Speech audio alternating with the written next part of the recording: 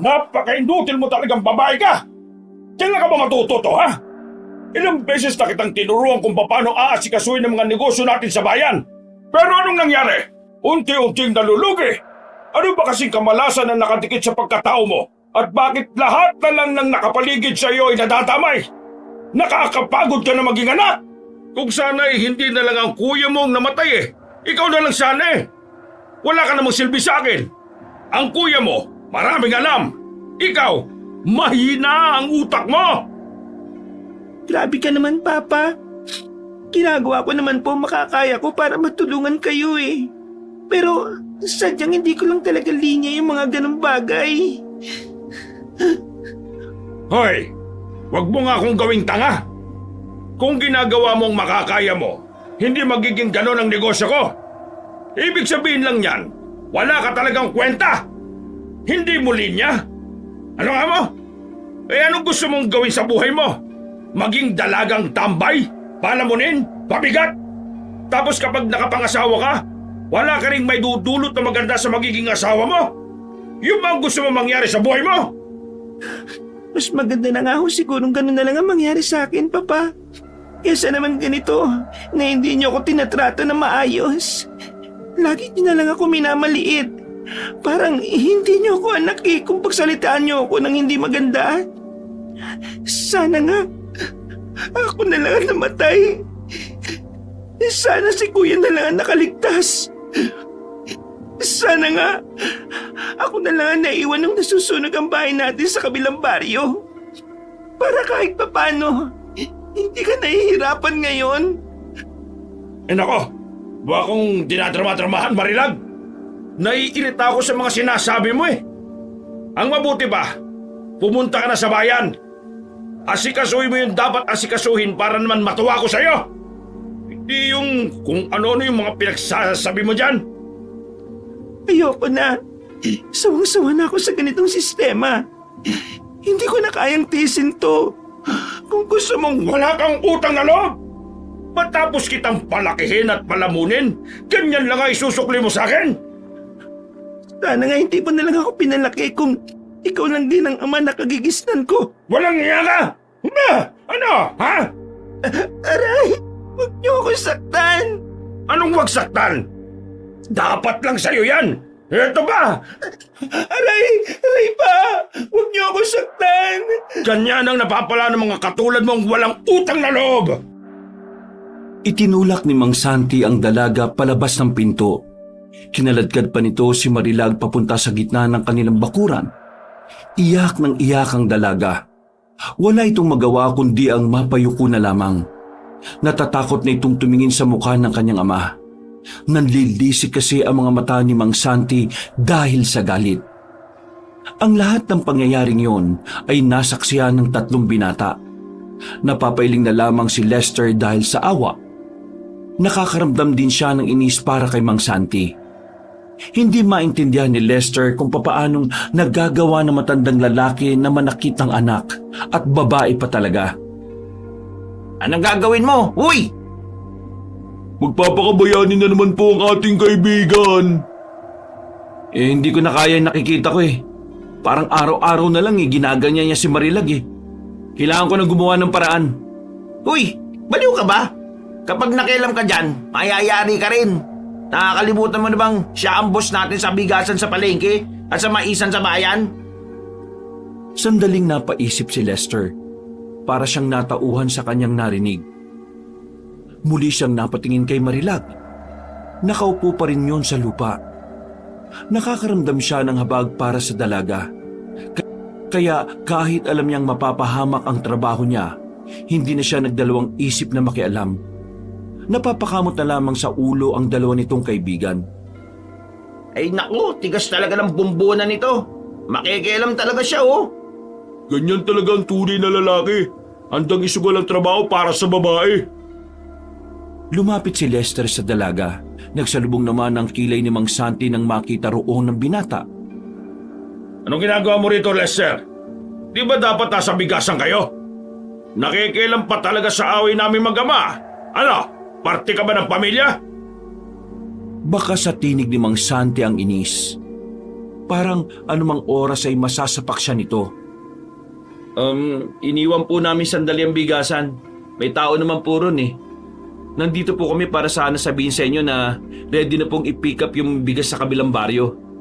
Kailangan po namin yung susi ng truck. Kaso, pagdating ho namin dito, ito po yung inabutan namin. Hindi ko po kaya makita na ganito eh. Isang ama at isang anak ang hindi nagkakasunduan. Nagkakasakit at nagkakabangayan. Hindi po kaya ng kalooban ko na nananakit kayo ng anak at babae pa. Pasensya na boss ha, pero hindi po cool yung ginagawa nyo eh. Hindi nga no? Hindi po cool. Siraulo ka pala eh. Bakit ka nang hihimaso ka? Gusto mong tanggalin kita sa trabaho mo? Labas na po dito ang trabaho ko. At saka, kapag inalis nyo ako, malaki po akong kawalan. Alam nyo po yan. Ang akin lang naman po, huwag po kayong mananakit. Anak nyo, wala kang pakialam. Ako ang nagpapalamon dyan.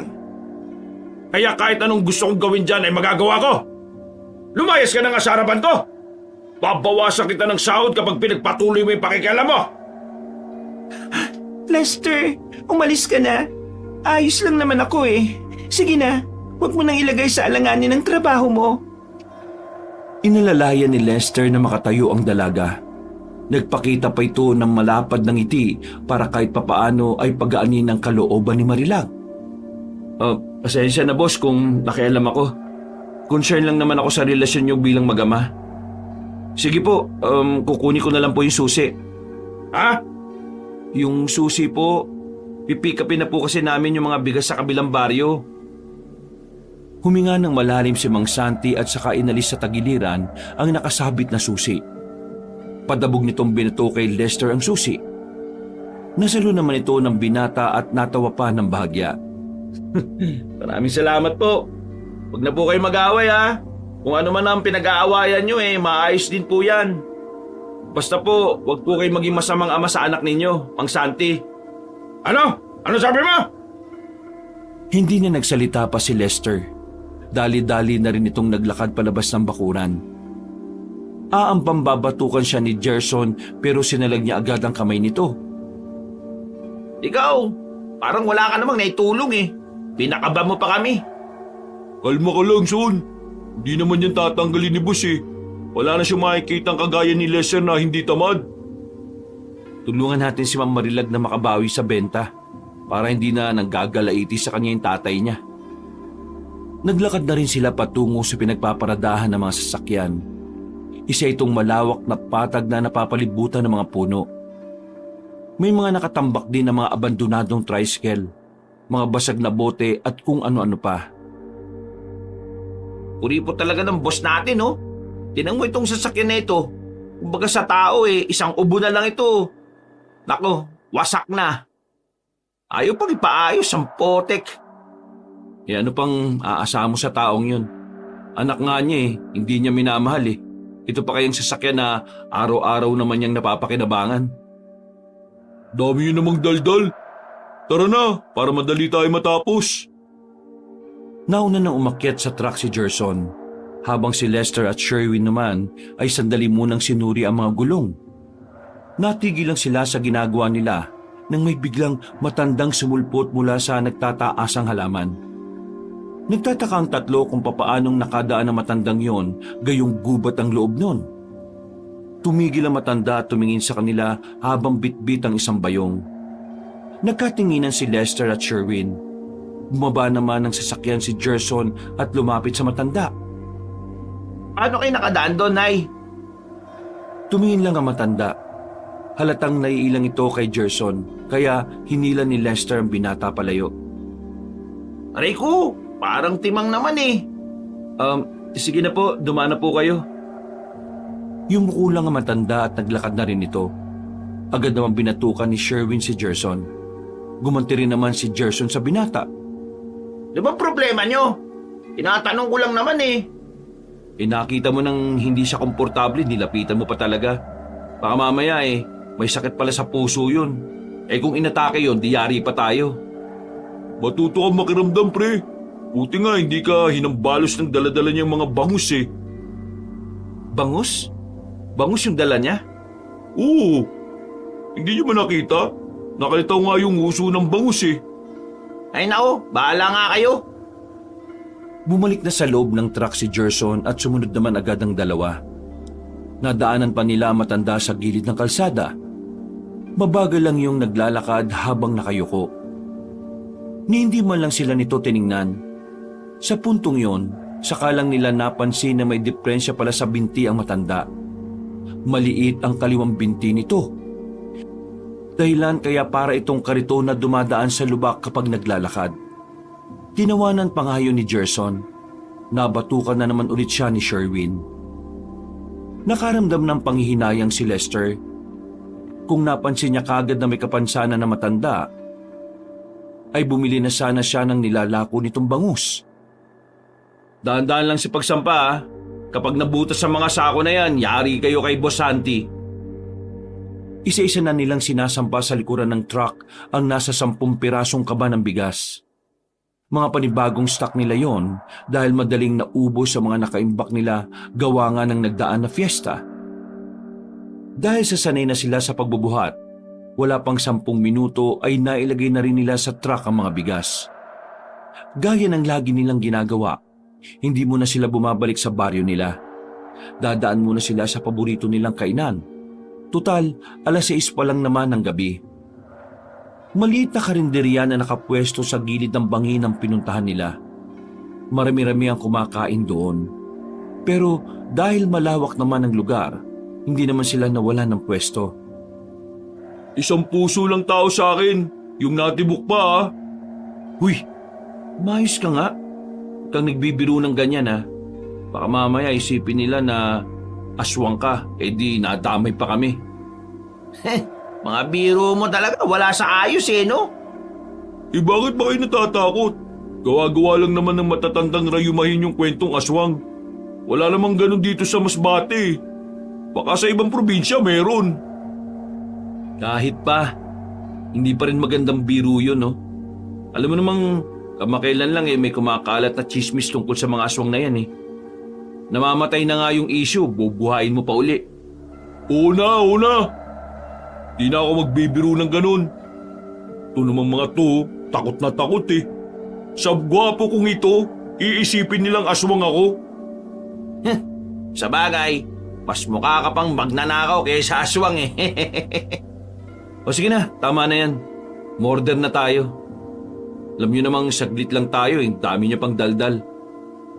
Agad nilang tinawag ang may-ari ng karinderya. Lumapit naman ito sa kanila nang nakasimangot na naman. Alam kasi nito na hindi magbabayad ng 3. Idadagdag lang nila Lester sa utang nila ang bayad sa kakainin nila. Kayo, dito na naman. Kayo babalista. Aba, kakasawa na. Kailan ba kayo babayad? Pasensya ka na, Abdul ha. Wala pa kasi kaming sahod Pero nagbabayad naman kami sa iyo, di ba? Kaunting hintay lang. Oo nga. At saka mukhang marami ka pa naman pera Marami ka yatang nasingil Ako, wag niyo binubula. Pasensya ko, sagad na. Kaya ako inis na rin sa inyo. Kung kayo hindi babayad, ako susumbog sa pulis. Kayo abusado sa akin Pambira naman tong Bombay na to. Pagbabayad naman kami, di ka naman namin tatakbuhan Sige na, ipakulong mo na kami. Para wala nang tutulong sa'yo na mailakad ka kay Marilag. Kayo naman, di na kayo babiro. O sige, ano order ninyo? Yung kadalasan namin na ino-order, okay na yon. Uy, mga tao ko! Kilos! Bigyan niyo to mga to! Aba, babagal-bagal! Kutusin ko kayo dyan! Bumalik na ang Bombay na si Abdul sa kusina. Napapailing na lamang ang 3. Si Marilag lang talaga katapat itong Bombay na ito Hindi ba parang ginagamit na lang natin si Ma'am para makakain tayo rito? Anong parang? Ganun talaga ang ginagawa natin. Pero totoo naman na gusto ni Abdul si Marilag, di ba? At totoo rin naman na tinutulungan natin siyang mailakad siya. Sadyang ayaw lang sa kanya ni Marilag. Kahit ako ang babae, ayaw ko rin sa taong mas matanda sa akin ng 2 dekada Ilang sandali lang ay dumating na rin ang pagkain nila. Masayang inihain ni Abdul ang order nila sa lamesa na nilagyan pa talaga ng pulang tela. Matapos nilang kumain, pinakita na sa kanila ng Bombay ang listahan ng mga utang nila. Hindi pa naman kalakihan ang babayaran nila, kaya kahit na papaano ay kampante pa rin ang tatlo. Maraming salamat, Abdul, ha. The best ka talaga. Unti lang kay Marilag. Ako, wala pa sa inyo. Basta ha, tulungan niyo ko. Lakad kay Marilag. Gustong gusto ko talaga siya eh. Pakiramdam ko, mababawag ako kapag hindi ko siya naging asawa. O na, tutulungan ka na namin. Basta kapag naging kayo ni Marilag ha, anli kami dito ha, anli kain kami ha. Aba, good deal yan. Payag ako dyan. Tahimik lang ang dalagang si Marilag nang abutan nila ito sa bigasan. Abala lang ito sa pagsusulat ng kung ano sa listahan nila. Pagkatapos nilang maibaba ang mga bigas at mailagay sa maliit nilang bodega, nilapitan ni Lester ang dalaga. Ma'am, ayos na po ba kayo? Ayos lang naman ako. Sanay na ako eh. Sa susunod, ayaw kong nakikialam ka ha. Ayaw kong ako maging dahilan kung bakit may taong mawawalan ng trabaho. Pasensya na talaga ma'am. Nasanay lang talaga ako sa pamilya namin na pinapahalagahan ng mga babae. Kung ganun lumaki ka pala sa mabuting pamilya. Hindi rin naman perpekto ang pamilya ko pero hanggat maaari, ayaw namin ng nakakasakitan. Kaya ikaw ma'am, huwag kang makonsensya sa ginawa mo. Tama lang naman na minsan ipinagtatanggol din naman natin ang sarili natin sa mga magulang natin. Lalo na kung nakakasakit na sila. Ninitian na lamang ni Lester ang dalaga. Tila nagulat naman si Marilag sa sinabi ni Lester. Matapos ang sandaling pag-uusap, ay ipinasok na rin nila sa bodega ang ilang bigas na nakadisplay sa labas. 8:00 kasi ang sarado ng bigasan na yun. Ma'am, mauna na po kami ha. Maraming salamat ulit sa pamerienda kanina. Agahan niyo ang pasok bukas ha. Dahil maaga rin tayo magsasara nun. Po? Bakit naman? Birthday ko eh. Iimbitahan ko kayo na pumunta sa amin. May kaunting salo-salo lang. Ayos! Makakalibre na naman ako ng hapunan nito. Uy, ikaw talaga PG ka eh. Sige na, umalis na kayo. Ako nang bahala magkandado dito. Hihintayin ko lang si Mang Tuping. Naglakad na rin ang magkakaibigan. Bago sila umuwi, dumaan na muna sila sa palengke para mamili ng kanilang panghapunan. Kailangan nilang magmadali dahil alanganing oras na rin para magluto. Sa bungad pa lang ng palengke, natanaw na nilang nagliligpit na ang mga tao. Tumakbo sila papalapit doon. Wala na silang naabutan na tinda. Lahat nakaligpit na. Naku, yari na naman ako nito kay Ermat. Dapat pala, kanina pa ako na malengke. Bibilang ko na lang ng nilutong pagkain sila mama kay Abdul. Yun kung may nagtitinda pa. Napatingin silang tatlo sa kabilang banda, kung saan naroon na matandang pilay na nagtitinda rin ng bangus. Di ba? Yan yung matandang pilay na nakita natin sa paradahan ng truck. Tara, sa kanya na lang tayo bumili. Mukhang wala pa siyang benta Lumapit sila sa pwesto ng matanda. Blanko lang ang reaksyon sa kanila nito. Pagtingin nila sa mga tinda nitong bangus, napansin nilang sariwa pa ang mga yon. Malalaki rin at matataba. Magandang gabi po sa inyo. Magkano po ang kilo? 90. 90? Wala pa raw siyang benta? No benta? Orni mo mag-joke. Manimi ka na lang kaya. Bale 90 po per kilo.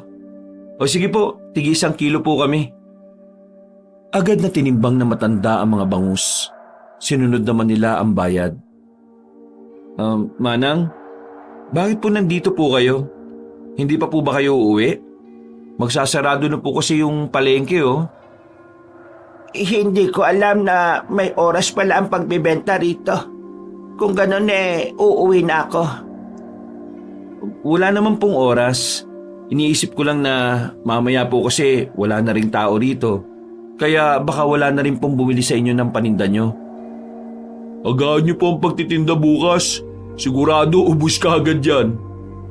Maraming salamat. Maglalakad na sana paalisin ng Lester pero biglang may 3 ginang ang lumapit sa pwesto ng matanda. Pinapaalis ng mga yon na matanda dahil wala raw itong permit na magtinda sa pwestong yon. Mataas ang boses ng mga ginang habang ang matanda naman ay nanatiling kalmado lang.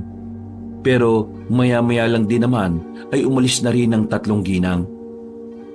Hindi kasi talaga pwedeng basta na lang magtitinda dito sa palengke. Dapat nakikipag-ugnayan din siya kay Kapitan. Pero di ba? Dapat bigyan na lang ng konsiderasyon. Yung permit na yun, may bayad pa eh. Pagagastusin pa nila yung matanda. Wow! May nararamdaman ka palang awa sa katawan ha? Napapailing na lamang silang nilingo na matandang tindera ng bangus. Nakakaramdam ng kaunting pag-aalala si Lester. Iniisip niya kung papaanong makakauwi ang matanda gayong may mga dala pa ito at nakasaklay lang. Nang makauwi sa bahay si Lester ay inabutan niya sa bakuran ang kanyang tsuhi na si Mang Recto. Ito ang kasama niya sa bahay. Nakikitira lamang siya sa bahay ng kanyang tsuhin mula nang palayasin siya ng pamilya nila. Hindi totoong maganda ang pamilyang pinanggalingan niya. Isang malaking kasinungalingan lang ang sinabi niya kay Marilag. Ang totoo, watak-watak ang pamilya nila. Kanya-kanya at walang pagkakaisa sa maraming bagay. Late ka na yata nang uwi ngayon ano pa yung dala mo? Bangus po. Binili namin dun sa matanda. Ano po yung niluluto nyo? Bagus din. Sinigang. Bukas na lang natin po iulam ito. Oo, ilagay mo na muna yan sa cooler. Nalagyan ko na rin naman ng yelo yun eh. Sige po. Teka, sandali. Bakit po? Hindi ka na ba talaga babalik sa inyo? Ayaw niyo na po ba ako narito? Sabihin niyo lang po kung nagiging pabigat na po ako at aalis na lang po ako ng kusa. Ano ba pinagsasabi mong tokbol ka? Tinatanong kita kasi kanina, napadaan ako sa inyo. Anong meron? Huwag ka nang bubalik sa inyo. Nag-aaway na naman yung mga magulang mo. Hiwalay na sila. Mabuti pa dito ka na lang. Ay nako, mambira talaga oh. Ang tatanda na nila nag-away at naghiwalay pa sila. Wala rin naman kasing pakialam ang mga kapatid mo eh. Sa totoo lang ho sa edad kong ito, para pa rin akong bata na humihiling na sana maging maayos pa rin ang pamilya ko. Kaso, mukhang hindi ako naririnig ng Diyos eh. Lester, naririnig ka ng Diyos. Pero hindi porke narinig ka niya pagbibigyan ka na kagad sa hiling mo. Siguro, hinahayaan na lang ng Diyos ang nangyayari sa pamilya mo dahil alam niyang mas makabubuti yon sa inyo. Isipin mo na lang na nandun ka pa rin, di sana, adi ka na rin. Alam mo, may plano ang Diyos sa'yo. Kaya huwag ka lang apurado. Hanip tiyo, kailan ka pa naging pastor? Hindi, seryoso ako Kaya umayos-ayos ka dyan. Tiyo naman, biro lang naman po. Aakyat na sana si Lester sa hagdanan nang may mapansin siyang nakasabit sa tagiliran ni Mang Recto. Isa yung medalyon na may disenyong mata. Mas malaki lang yon ng kaunti sa pisong kalabaw. Tiyo, ano yung nasa tagiliran mo na nakasabit? Ay, eto ba? Pangontra yan. Pangontra? Para saan? Sa aswang? Sandaling hindi nagsalita si Mang Recto. Ipinasok nito ang medalyon sa loob ng damit niya. Tumingin lang ito sa malayo at iniba na lamang ang usapan.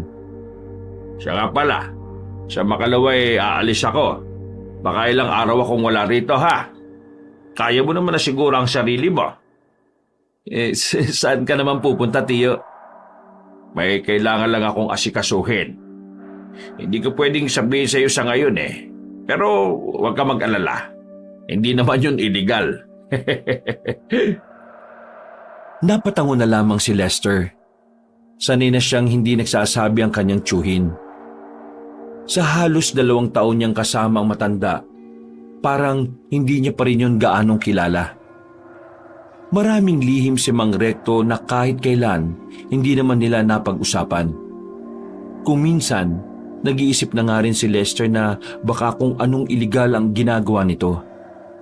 Pero wala namang masamang nangyayari sa tiyuhin niya kaya mas lalo siyang naguguluhan. Tinangka na rin niyang sundan ng tiyuhin niya noon pero sa tuwing gagawin niya yon, nakapagtataka na bigla na lang nawawala ang matanda kapag nasa gubat na sila. Pagkatapos ng hapunan, una nang nagpahinga si Mang Recto. Habang si Lester naman ay nasa bakunan pa habang iniigiban ng tubig ang drum. Tulala ang binata habang iniisip ang dalagang si Marilag. Una pa lang kasi, alam na niya sa sarili niyang meron siyang nararamdaman para sa dalaga. Hindi niya lamang yun sinasabi. Ayaw niya kasing magmukha siyang hampas lupa na umibig sa langit. Natigil ang pagmumuni-muni ni Lester nang makita niya ang matandang babae na napadaan sa harapan ng bakuran nila. Hirap na hirap yung bitbit ang balde habang nagsasaklay. Dahil likas naman talagang matulungin si Lester, agad niyang nilapitan ang matanda. "Oh, Manang, kayo yung sa palengke kanina, di ba? Ako na po ang magbubuhat ng balde niyo." Sigurado ka bang tutulungan mo ako? Po? Bakit naman po hindi? Nahihirapan na po kayo. Oh. Wala po ba kayong anak o kaya apo na pwedeng tumulong sa inyo? Nasaan po yung asawa niyo? Wala akong kahit ano. Ako lang.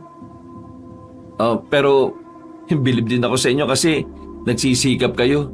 Hindi gaya ng ibang matanda dyan na puro na lang chismis. Saan po ba yung daan natin papunta sa inyo? Liliko lang tayo sa kaliwa. Mabagal ang paglalakad ng dalawa habang tinatahak ang daan. Hindi maiwasan ni Lester na hindi mapatingin sa paa na matanda. Namamangha kasi talaga siya. Ngayon lang siya nakakita ng may kapansanan na matanda na paghahanap buhay lang ang inaatupag. May lola rin po ako pero matagal na rin siyang nawala Namatay siya dahil sa sakit. Bata pa ako noon nung huli ko siyang makausap. Medyo nakakamiss nga po Iba pa rin kasi talaga kung mag-alaga ang mga lola. Pakiramdam ko mabuti kang tao. Buti naman at hindi ka kagaya ng ibang binata dyan na mayayabang at maaangas. Nako, maraming salamat po pero hindi ko rin po talaga masiguro kung mabuti ako o hindi. Hindi rin naman kasi maganda yung pamilya na pinagmulan ko Kahit naman anong pamilya ang pagmulan mo, nasa iyo pa rin kung anong buhay ang gusto mong tahakin. Ikaw, kabutihan ang tinahak mo. Nakakatuwa. Sana lahat ng nilalang sa mundo ay ganyan ang pinipili. Kapayapaan. Sana lahat ng nilalang, kahit na ano pa man ang uri. Nanahimik na lamang si Lester. Masyadong makahulugan para sa kanya ang sinabing yun na matanda. Makalipas lang ang ilang sandali ay nakarating na rin sila sa medyo liblib na lugar. Napapalibutan ng mga puno ang bahay ng ale. Barong-barong lang din ang bahay nito. Para bang kailan lang din ginawa. Maraming salamat, iho. Dito na lang. Ako na ang bahala na magpasok nitong balde. Sigurado po kayo? Pwede ko naman pong ihatid hanggang sa loob. Hindi na. Masyado na akong nakakaabala. Maraming salamat na lang sa iyo, iho. Ipagpatuloy mo lang ang pagiging mabuting tao, ha? Nang sa ganon maging mabuting halimbawa ka sa lahat. Ah, wala pong anuman. Ay, siya nga pala. Lester po pala yung pangalan ko. Kayo po? Tawagin mo na lang akong Aling Nena. Ngumiti ang matanda at iika-ika na rin itong naglakad. Hinintay muna ni Lester na makapasok si Aling Nena sa bahay nito at saka na siya umalis. Kinabukasan, maaga silang pumunta sa bigasan. Mag-aalas 6 pa lang ay naroon na silang magkakaibigan. Hindi nila alam kung anong meron sa araw na ito, pero ang dami kagad bumili sa kanila. Mukhang swerte ang birthday ni Ma'am Marilag ha. Daming nabili oh. Mas maganda nga to eh. Para mamaya nga po makauwi na kaagad tayo. Hindi nga tayo uuwi. Sasama natin si Ma'am Marilag sa birthday niya, di ba? Pumunta tayo. Baka mamaya wala siyang bisita. Alam niyo naman na tayo lang ang kinakausap nun. Naging abala sila sa mga sandaling yon. Bandang alas 12 na sila nakapagpahinga. Hindi rin kasi biro ang pagbubuhat ng isang sakong bigas patungo sa bahay ng customer nila. Hapungan po sila habang nakasandal sa mga nagpatong-patong na sako ng bigas. Nasa loob lang sila ng bodega pero tanaw nila ang labas. Meron pala akong kukwento mga pre. Pero promise yung huwag kayong tatawa ah. Kung kagaguhan na naman yan hindi talaga yan nakakatawa. Tungkol na naman ba saan yan? Kwentong barbero na naman siguro yan. Uy, hindi to kwentong barbero. Kayo naman, wala pa akong sinasabi. Dami nyo nang sinabi. Huwag na nga lang. Napakamaramdamin mo naman pre. Sige na, sabihin mo na. Ano ba yun? Hindi ko lang sigurado kung totoo to ah. Pero yung tiyahin ko kagabi, kasama ng mga amiga niya, may nakita raw sila sa baba ng ilog na lalaki. Nakasuot ng kulay itim lahat. Basta, parang ninja daw eh. Tapos, ang bilis daw tumakbo. Mataas din ang talon sa mga malalaking bato. Basta, parang hindi raw normal na tao. Nagkatinginan si Lester at Sherwin. Akala nila ay gumagawa na naman ng kwento si Gerson. Pero wala sa mukha ng binata ang nakikipagbiruan. Seryoso ito. At sa lahat ng kwento nito sa kanila, ang kwento na yon ang nagpasalubong sa kilay nila. Sinasabi mo bang nakakita sila ng isang kakaibang nilalang? Ganun na nga. Pero hindi ako sigurado ah. Kwento lang kasi ni Tia yun kay Mama eh. Pero kilala ko kasi si Tia eh. Kilala nyo rin naman siya na hindi siya tismosa, di ba? Hindi naman yung gagawa ng ganong kwento para lang magmukha siyang tanga. Paano kung totoong sinasabi ng tiya mo? Ano ngayon? Ewan ko. Kaya nga sabi ko, may kukwento lang ako eh. Wala naman ako sinabi na dapat may gawin tayo. Napalingon silang lahat nang makita na naman ang matandang si Nena. Agad na napatayo si Lester at nilapitan yun. Umarko ng ngiti ang matanda nang mapagtanto na si Lester ang kaharap. Bibili po ba kayo? Kaso kulang ng 6 na piso ang pera ko eh. Ito sanang tig 39. Sige po, ako na pambala. Isinali ni Lester ang 1 kilong bigas sa plastic at saka binigay sa matanda. Agad na rin naman yung umalis matapos makapagbayad. Tinapik naman siya ni Jerwin sa kanang balikat. Kulang nang sa isang matandang pinagbilan mo. Nako, kapag nalaman ni boss yan, mayayari ka talaga dun. Ito naman, ngayon lang naman eh. Saka, aabonuhan ko naman. Pansin ko, mahilig ka sa matanda pre. Anyari? Siguro dahil miss ko lang si Lola. At saka, mabait naman si Aling Nene. Naks, at alam mo talaga ang pangalan ha? Kagabi kasi dumaan siya sa tapat namin. Hirap na hirap sa dala niya. Alam niyo namang hindi siya makapaglakad ng maayos gawa ng may depresya nga siya sa paa, di ba?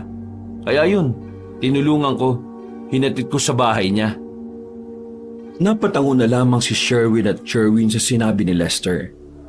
Bandang alas 3 pa lang ng hapon, nagsarado na agad sila sa bigasa. Umuwi lang sila saglit para magbihis. Pagkatapos naman ay tumungo na rin sila sa bahay nila Marilag. May mahabang lamesa ng nakalatag doon. May mga nakahain na rin pagkain na si Marilag lang mismo ang nagluto. Nandiyan na pala kayo. Sige na, maupo na kayo. Pawis na pawis at hindi pa nakakaligo ang dalaga. Halatang wala man lang itong natanggap na tulong mula sa ama. Nasan si Mang Santi? Umalis eh. Nag-asikaso ng negosyo namin sa bayan. Hindi ba niya alam na birthday mo, ma'am? Uy, para kang tanga. O bakit? Alam niya, pero wala namang pakialam yun eh. Ang mahalaga naman sa akin ay nandito kayo. Masaya na ako ron. Hey! Ako ba late na? Pasensya na ha? Galing pa kumayan eh. Bili ako nito para sa'yo, Marilag. Pagtingin nila sa gate, nakita nilang naroon ang Bombay na si Abdul. May daladala itong cake at sa kabila naman ay bilao ng pansit. Silaw na silaw sila sa suot nitong kasing kulay ng bagong bili na kaldero. Wala ka bang ibang masusuot? Para kang aluminum foil na gumagalaw eh. Sakit sa mata. Gagi, sinong nag-imbita dyan? Hindi ako baka si Lester. Ma'am, hindi po kami nag-imbita dyan Wala po kaming alam dyan Ayos lang. Mas marami, mas maganda. Inilapag ni Abdul ang daladala niya. Lumapit ito sa dalaga at saka umakbay na parabang close na kaagad sila. Pumagitna naman agad si Lester sa kanilang dalawa. Masyado kang makadikit Kapag nakita ka ni boss, tingnan mo mangyayari sa'yo. Marilag, aking puso iubiyag. Nung ikaw magkita, bigani sa iyong muka at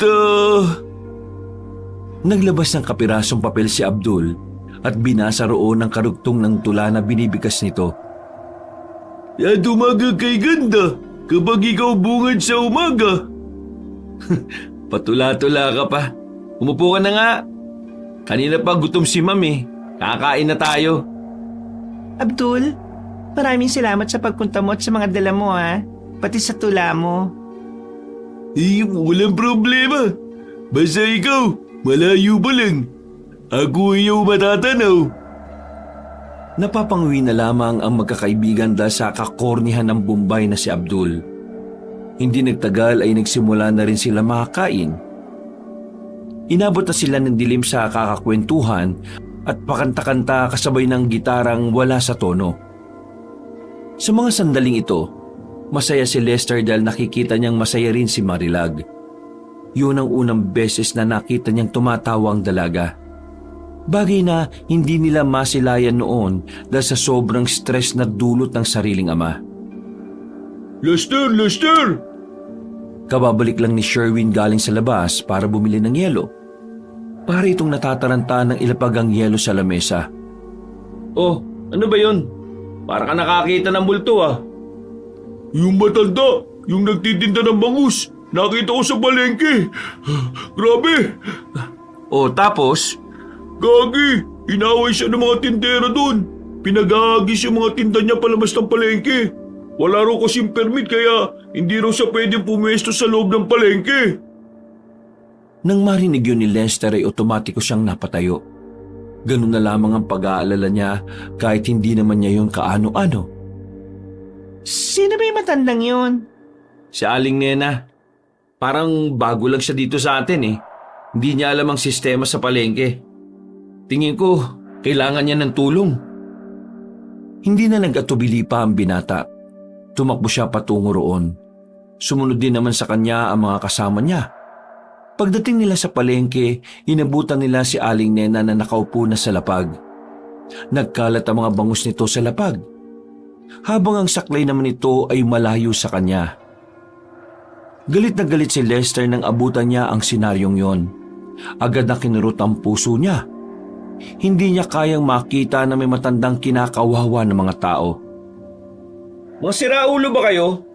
Hindi na kayo naawa sa matanda Tingnan niyo ginawa niyo sa matanda. Ang tanda-tanda na niyan. May kapansanan pa. Bakit ba hindi kayo naawa? Wala ba kayong mga nanay? Wala ba kayong lola? Paano kung sa kanila gawin ang ginagawa nyo kay Aling Nena? Walang puso. Oo, alam kong wala siyang permit. Pero sa halip na ganyanin niyo siya, bakit hindi niyo sa tulungan na magkaroon ng permit? Masyado kayong gahaman sa pwesto Kaya hindi kayo naunlad kasi sarili niyo lang ang iniisip niyo. Susumbong ko kayo sa may-ari ng palengke na to para lahat kayo mapalayas dito. Walang makapagsalita sa mga tindera at tindero na naroon. Hindi sila makatingin na maayos. Agad namang tinulungan nila Gerson na matanda na maibalik ang mga bangus sa balde. Biglang dumating si Mang Santi. Bihis na bihis ito. Lakad pa lang nito ay ramdam na ang nag-uumhapaw na kayabangan. Huminto ito sa harap nila at tumingin na parang nang iinsulto. Papa, bakit ka nandito? Akala ko may nilakad ka sa bayan. Nilakad nga ako sa bayan. Yung papeles ng palengking ito. Papeles? Anong ibig mong sabihin, Papa? Wala kang alam kasi kahit ipaliwanag ko yun sa'yo, hindi mo rin naman maaarok at mahina yung utak mo. Ako na ang bagong may-ari ng palengking to. Nabili ko na ito sa dating may-ari. Kaya ako na masusunod dito. Boss, mali yung ginawa nila sa matanda eh. Sinaktan nila at tinaboy pa. Pwede naman nilang kausapin na maayos. Kahit ako, ganun din ang gagawin ko. Ayoko sa mga taong sumusuway sa batas. Walang kahit na sino ang nakakaangat sa batas. Ang patakaran ay patakaran. Walang pwedeng pagbigyan. Ang ginawa ng matandang yan ay malinaw na paglabag. Pumasok siya dito ng walang dalang permit.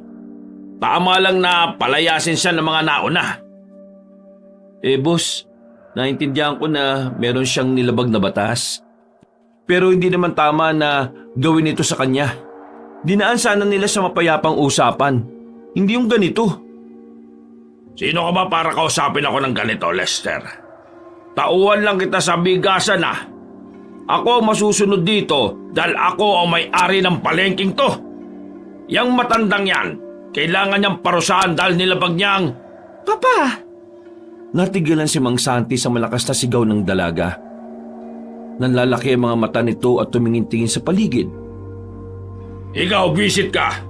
Huwag mo akong pinapahiya rito, Ang sama-sama ng ugali mo. Wala ka ng puso. Sa kakaasikaso mo sa pera na yan ay nakalimutan mo na ang magpakatao. Mabuti nga't maaga na wala si Mama Kasi kung nandito siya, baka pati siya ma-stress sa ugali mo. Abat, napakawalang moto mo Sasampalin sana ni Mang Santi si Marilag. Pero kinagulat ng lahat ang biglang humarang ang matandang si Nena. Hinawakan nito ang kamay ni Mang Santi. Maigpit ang pagkakahawak. Parang hindi yung matanda dahil sa lakas ng pinapakita nito. Bitiwan mo ako, matanda ka! Shit! Ang mga katulad mo ang dahilan kung bakit galit ang ibang nilalang sa mga tao. Wala kang puso. Wala kang konsensya. Hindi ikaw ang uri ng tao na dapat nandito sa mundong ito. Wala kang puwang dito. Abat, pinagbabantaan mo ba ako, Magtino ka. Baka pagsisihan mo ang mga ginawa mong desisyon. Oo, bawal na lapit. Kapag ikaw lapit, ako lalaban sa'yo. Sa laki ni Abdul, nailang nang lumapit ni Mang Santi. Samantala, dinala naman nila ang matandang si Nena sa bahay nila ni Lester. Ipapakilala sana ng binata ang matanda sa tiyuhin niya, pero nagkataon na wala roon si Mang Recto. Maraming salamat talaga sa iyo. Natutuwa ko dahil may mga katulad niyong may mabubuti pang kalooban. Aling Nena, ang gagawin po natin ay kukuha po tayo ng permit para pwede ka na makapagtinda sa loob. Hanggat wala pa po kasi kayong permit, mauulit lang ang nangyari. At least, kapag may permit na kayo, tapos ginanon ka nila, pwede natin silang ireklamo. Ako nang bahala maglakad ng permit niya. Kapag hindi ako pinayagan ni Papa, irereklamo natin siya sa pulis. Hindi na siguro. Ilalako-lako ko na lang ang mga tinda kong bangus para hindi na ako magdulot ng kaguluhan doon. Bibigyan kita sidecar para padyak ka lang ng padyak habang nilalako mo ang tinda mo. Sa sinabing yun ni Abdul ay napatingin ng lahat sa kanya. Parang hindi man lang ito nakakaramdam na baliwala ang alok niya dahil hindi rin naman makakapadyak si Aling Nena. Natutuwa ako sa mga tulong ninyo. Pero ako lang ang iiwas. Marahil hindi ito ang lugar para simulan ko ang bago kong buhay. Lilipat na lang ako. Hindi po. Wala naman po kayong ginagawa masama eh. Kaya wala po kayong dapat na ikabahala. Ayusin po natin ito. Hinawakan ni Aling Nena ang kamay ni Lester. Ngumiti ito na malapad at sa hindi malamang dahilan. Biglang naalala na naman ng binata ang ngiti ng kanyang lola na mas lalo siyang nahabag. Masaya akong nakilala ko kayo. Pero ayaw ko nang madamay pa kayo. Kaya sana'y hayaan niyo na lamang akong makaalis dito. Bumuntong hininga na lamang si Lester. Mukhang hindi na kasi siya mapipilit pa ng matanda na manatili sa lugar nila. Matapos ang halos kalahating oras, nagpaalam na rin ang matanda sa kanila. Hindi na ito nagpahatid kahit nagkusang loob na si Lester. Habang papalayo ang matanda, napapailing na lamang ang binata. Pakiramdam niya ay may dapat talaga siyang gawin. Ang nangyaring gulo sa palengke ay nagdulot ng panibagong gulo kinabukasan. Pagpasok nila Lester kinabukasan sa bigasan, nakaabang na roon si Mang Santi. Walang ano-ano'y lumapat ang makalyo nitong palad sa mukha ni Lester. Hindi rin nakaligtas si Sherwin at Gerson. Galit na galit ang kanilang boss. Hindi pa yun nakontento. Pinatikim pa nito ng isang suntok si Lester sa tiyan. Ano? Masakit ba? Ano? Ganyan ang mga napapala ng mga taong pilit akong kinakalaban. Boss, wala naman kaming ginawang mali, di ba? Pinagtanggol lang naman namin na matanda sa mga nang-aapi sa kanya. Ano ba problema doon? Anong problema? Pinahiya niyo ako sa harapan ng mga tao.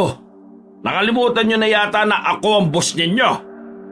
Nakalimutan niyo na yata na kung hindi dahil sa akin, wala kayong lalamunin. Ikaw matanda ka. Kapag ako hindi nakapagpigil, papatulan na kita dyan eh. Ayoko na. Umahanap ka na lang na masipag na trabahador na sasahuran mo ng maliit. Ayoko na makita ang mukha mo. Baka kung ano pang magawa ko sa iyo eh. Aalis na kami sa bigasan mo. Saksak mo sa baga mo tong bigasan mo. Sana lang malayo ang marating mo kahit may inaapakan kang tao. Talaga? Hindi ko kailangan ng mga walang kwentang tao na katulad ninyo. Papa, ano na naman ba to? Isa ka pa! Sige, subukan mo. Subukan mong ilapat ang palad mo sa pisngi ni Ma'am Marilag. Kakalimutan namin na matanda ka. At kakalimutan ka naming ama ka niya at boss namin. Walang nagawa si Mang Santi kundi ang ibaba ang kamay niya. Nakita niya kasing hawak na ni Sherwin at Gerson ang mga palutsina sa gilid. Ito ang tatandaan nyo. Wala kayong mararating sa buhay dahil mga wala naman kayong utang na loob. Pwe! Hindi na nagtagal sina Lester sa bigasan. Umalis na rin sila roon agad bago pa nila masaktan si Mang Santi. Salamat siya, dumating si Ma'am Marilag. Papaluin ko na sana sa mukha eh. Sira ulong yun. Matagal na ako nagtitimpi ron eh.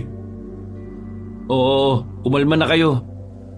Maganda na rin na wala tayong ginawa. Kung masyado tayong nagpadala sa emosyon, baka nakakulong na tayo ngayon. Ano bang gagawin natin? Wala na tayong trabaho. Si Abdul lang ang sagot. May mga negosyo yun, di ba? Mag-apply tayo sa kanya. Napasandal na lamang sila sa bulok na waiting shed na kinalalagyan nila. Maya-maya din ay umalis na rin sila roon. Habang naglalakad pabalik, nakasalubong nila ang ilang tsismosa na binanggit ni Aling Nena. Pinapakalat ng mga yon na ang matanda raw ay isang aswang. Nagsalubong ang kilay ni Lester. Wala namang kasing sinasabi ang mga yon na katibayan. Parang sinasadya lang na magpakalat ng maling-maling impormasyon. Hindi maintindihan ni Lester kung bakit ganun na lamang ang ginagawa ng mga tao sa matanda. Samantalang wala naman itong naging kasalanan kundi ang magtinda ng walang permit. Tingin ko, kailangan natin puntahan si Aling Nena. Oh, bakit pa? Umalis na nga. Tingin ko, nandun pa siya sa bahay niya eh. Kailangan natin siyang abisuhan na pinagchichismisan na siya na aswang siya. Sumang-ayon si Sherwin at Gerson sa sinabi niya. Kaya naman wala silang sinayang na pagkakataon. Tumungo agad sila sa kinaroroonan na matanda. Sakto naman na nang dumating sila roon ay inabutan nila si Aling Nena na abalang nagpapakulo ng tubig. Ah, bakit kayo nandito? Aling Nena, kailangan niyo na po umalis talaga rito sa amin. Pinagchichismisan nila na isa ka raw aswang. Baka kapag lumala ang chismis na yun maniwala ang mga tao at tugisin ka nila rito. Tumawa ng mahina ang matandang si Nena. Kinalito naman nila yun. Hindi mo lang kasi nila nakikitaan ng kahit na anong pangamba ang Ali. Aalis naman talaga ako rito Pero baka sa susunod pang buwan, kailangan ko lang makaipon ng pera. Sa Maynila na ako magsisimula ng bagong buhay. Kami na pong bahala sa pamasahin ninyo. Umalis lang po kayo rito. Mga siraulo pa mga tao dito sa amin Yung sinasabi ni Lester, kayang-kaya po nilang gawin yun. Noon kasi, may isang pamilya rin na napalayas dito. Pinagbintangan naman po nilang pamilyang mangkukulam. Kapag hindi po kayo umalis kagad, baka mapahama kayo. Yung kapitan namin dito, siraulo din Madaling naniniwala sa mga sinasabi ng mga negosyante. Kapag sinabi nilang malas ka sa negosyo, papalisin ka nila rito. O ang mas masaklap may gawin silang masama sa inyo. Naiintindihan ko ang pag-aalala ninyo.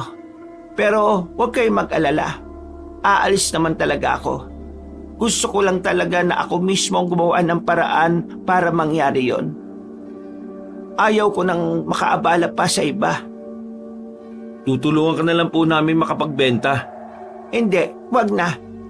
Hayaan niyo na lang ako. Hindi rin magiging maluwag ang pakiramdam ko kapag nararamdaman kong nagiging abala ako sa iba. Mukhang may katwiran naman siya, Lester. Siguro ang gawin na lang natin, obserbahan natin ang mga tao. Kapag naramdaman nating lumalala na ang chismis, saka natin siya ulit sabihan. Sangayon ako kay Sherwin. Hayaan na lang natin si Aling Nena. Tapos, bantayan na lang natin ang mga tao. O sige po, ganun na lang po yung gagawin namin. Kayo ba? Naniniwala ba kayo na isa akong aswang? Sandaling natamimi ang tatlo sa tanong na yon. Hindi nila inaasahan na itatanong sa kanila yun na matanda. Natawa si Aling Nena at napapailing na binuksan ng kalderong nakasalang. Kahit na ano man ang uri ng nilalang, basta't wala itong sinasaktan, hindi tayo dapat matakot sa kanila. Inaamin niyo po ba na aswang kayo? Ramdam ang tensyon sa tanong na yun ni Gerson. Bigla na lang din siyang pinagpawisan ng malamig dahil sa kaba. Isa lang akong pangkaraniwang mamamayan. Kung naging aswang ako, baka lahat ng nang-aapi sa akin ay kinakain ko na.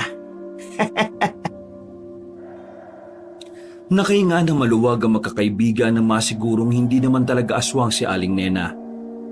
May pag-aalala man silang umalis doon, iniisip na lamang ni Lester na magiging maayos din ang lahat. Di ba parang baduy na tong ginagawa natin? Nakikialam na tayo sa buhay ng iba? Paano baduy ang pagtulong? Kaya mo bang makita na may matandang ginaganon? Anong alam niya ni Gerson? Hindi naman niya nakaranas na magkaroon ng lola Ako kasi, naiintindihan ko kung bakit ka nagkakaganyan, Lester. Anong tingin niyo sa akin? Walang puso. Ang akin lang naman, baka ako lumalagpas na tayo sa linya. Iniisip ko lang din ang mga sarili natin. Pero hindi ibig sabihin nun, hindi ako naawa kay Aling Nena. Alam niyo, magsiuwi na lang nga muna tayo. Ipahinga niyo yung mga utak niyo. Inis na naunang naglakad si Gerson. Hinayaan na lamang nila yon at nagiwahiwalay na rin sila ng direksyon. Pag-uwi ni Lester sa bahay nila, inabutan na niya si Mang Recto. Abala na naman ang tiyuhi niya sa pagluluto. May pinuntahan ka yata kanina. Nakabihis ka eh. Galing po ako sa birthday ni ma'am namin. Bakit ganyan ang mukha mo? Ano nangyari? May nakilala kasi kami matanda, nagtitinda ng bangus. Tapos, binaltrato siya sa palengke kasi wala siyang permit. Ayun, pinalayas siya. Sinaktan. Tinulungan namin kasi naawa ko. Tapos, yung mga tao, nagpapakalat ng chismis na yung matanda raw aswang. Malabo namang maging aswang yung matanda, tiyo. Sadyang ayaw lang nila sa matanda. Hindi ko nga alam kung bakit ganun na lang yung galit nila sa matandang yun eh. Kawawa naman. Alam mo naman ang mga tao rito. Vitamins na nila yung mga pagchismis-chismis na yan. Di bale, malapit nang maluto ito. Kumain ka na para mawala yung stress mo. Tiyo, naniniwala ka ba sa aswang? Ilang segundong nang patigil ang matanda sa tanong na yon. Bumuntong hininga ito at muling humarap sa lalaki. Total, tinanong mo na rin yan, sasabihin ko na rin sa'yo. Sa opinyon ko, totoo ang mga aswang. Ang tanong, nasan sila? Kung totoo mga aswang, nasan nga sila? Yun nga ang tanong ko nasan kaya sila? Kasi sa haba ng panahon, mahirap na rin hanapin kung saan sila naglulungga. Paano kung wala naman ng mga aswang? Ibig sabihin, patay na sila. Hindi basta-basta nauubos ang lahi ng mga aswang. Kagaya lang din sila ng tao na may kakayahang makapagparami. Naku. Delikado ba ang mga aswang?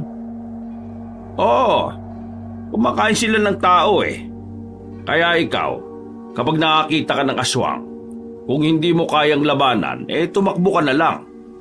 Wala sa 1% ang posibilidad na manalo ka sa aswang kung wala kang alam kung paano sila talunin. Napalunok na lamang ng laway si Lester. Medyo nakaramdam siya ng kaba kahit palagay naman niya ay wala namang aswang sa kanilang lugar. Mabilis na lumipas sa mga oras. Sumapit na naman ang kinaumagahan. Sisimulan ni Lester ang araw na malayo sa nakasanayan niya.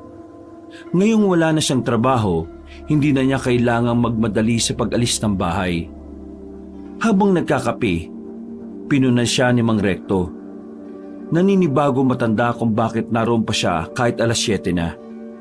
Oh, wala kang pasok sa bigasan? Umalis na po kami ron. Uy, bakit? Hindi ka na nakati sa ugali ni Santi? Oo nakakapikon Siya bang may gawa niyang pasamo sa gilid ng bibig mo? Humarap si Lester sa salamin. Sa kanya lang nakita ang pasa na yon. Halatang halata kaya napansin agad ng tiyuhin niya. Hindi siya nagsalita. Tahimik lang din naman si Mang Recto. Oh, tiyo, saan kayo pupunta? Lalabas lang para bumili ng gulay. Tumango lang ang binata. Nagmamadali namang umalis sa matanda. Pero wala pang 10 minuto, biglang dumating si Gerson. Hingal na hingal ito. Lester! Lester! Oh, bakit? May balita ka ba kay Aling Nena? Hindi si Aling Nena, yung tiyo mo. Nasa palengke. Namimili ng gulay. Bakit? Oo, nasa palengke. Kaaway si Mang Santi. Agad na napatayo ang binata sa kanyang kinauupuan. Muntikan pa itong matumba. Gagi! Nakita kasi ni Tiyo itong pasa ko sa mukha Tinutunga nga mo dyan, puntaan na natin si Mang Recto. Hindi kakayanin ni Sherwin na umawat na mag-isa. Karipas ng takbo ang dalawa. Kalaunan ay narating na nila ang palengke. Kita nila si Mang Santi na inaawat na rin ng mga lalaki. Habang ang kanyang tiyuhin naman ay kalmado na.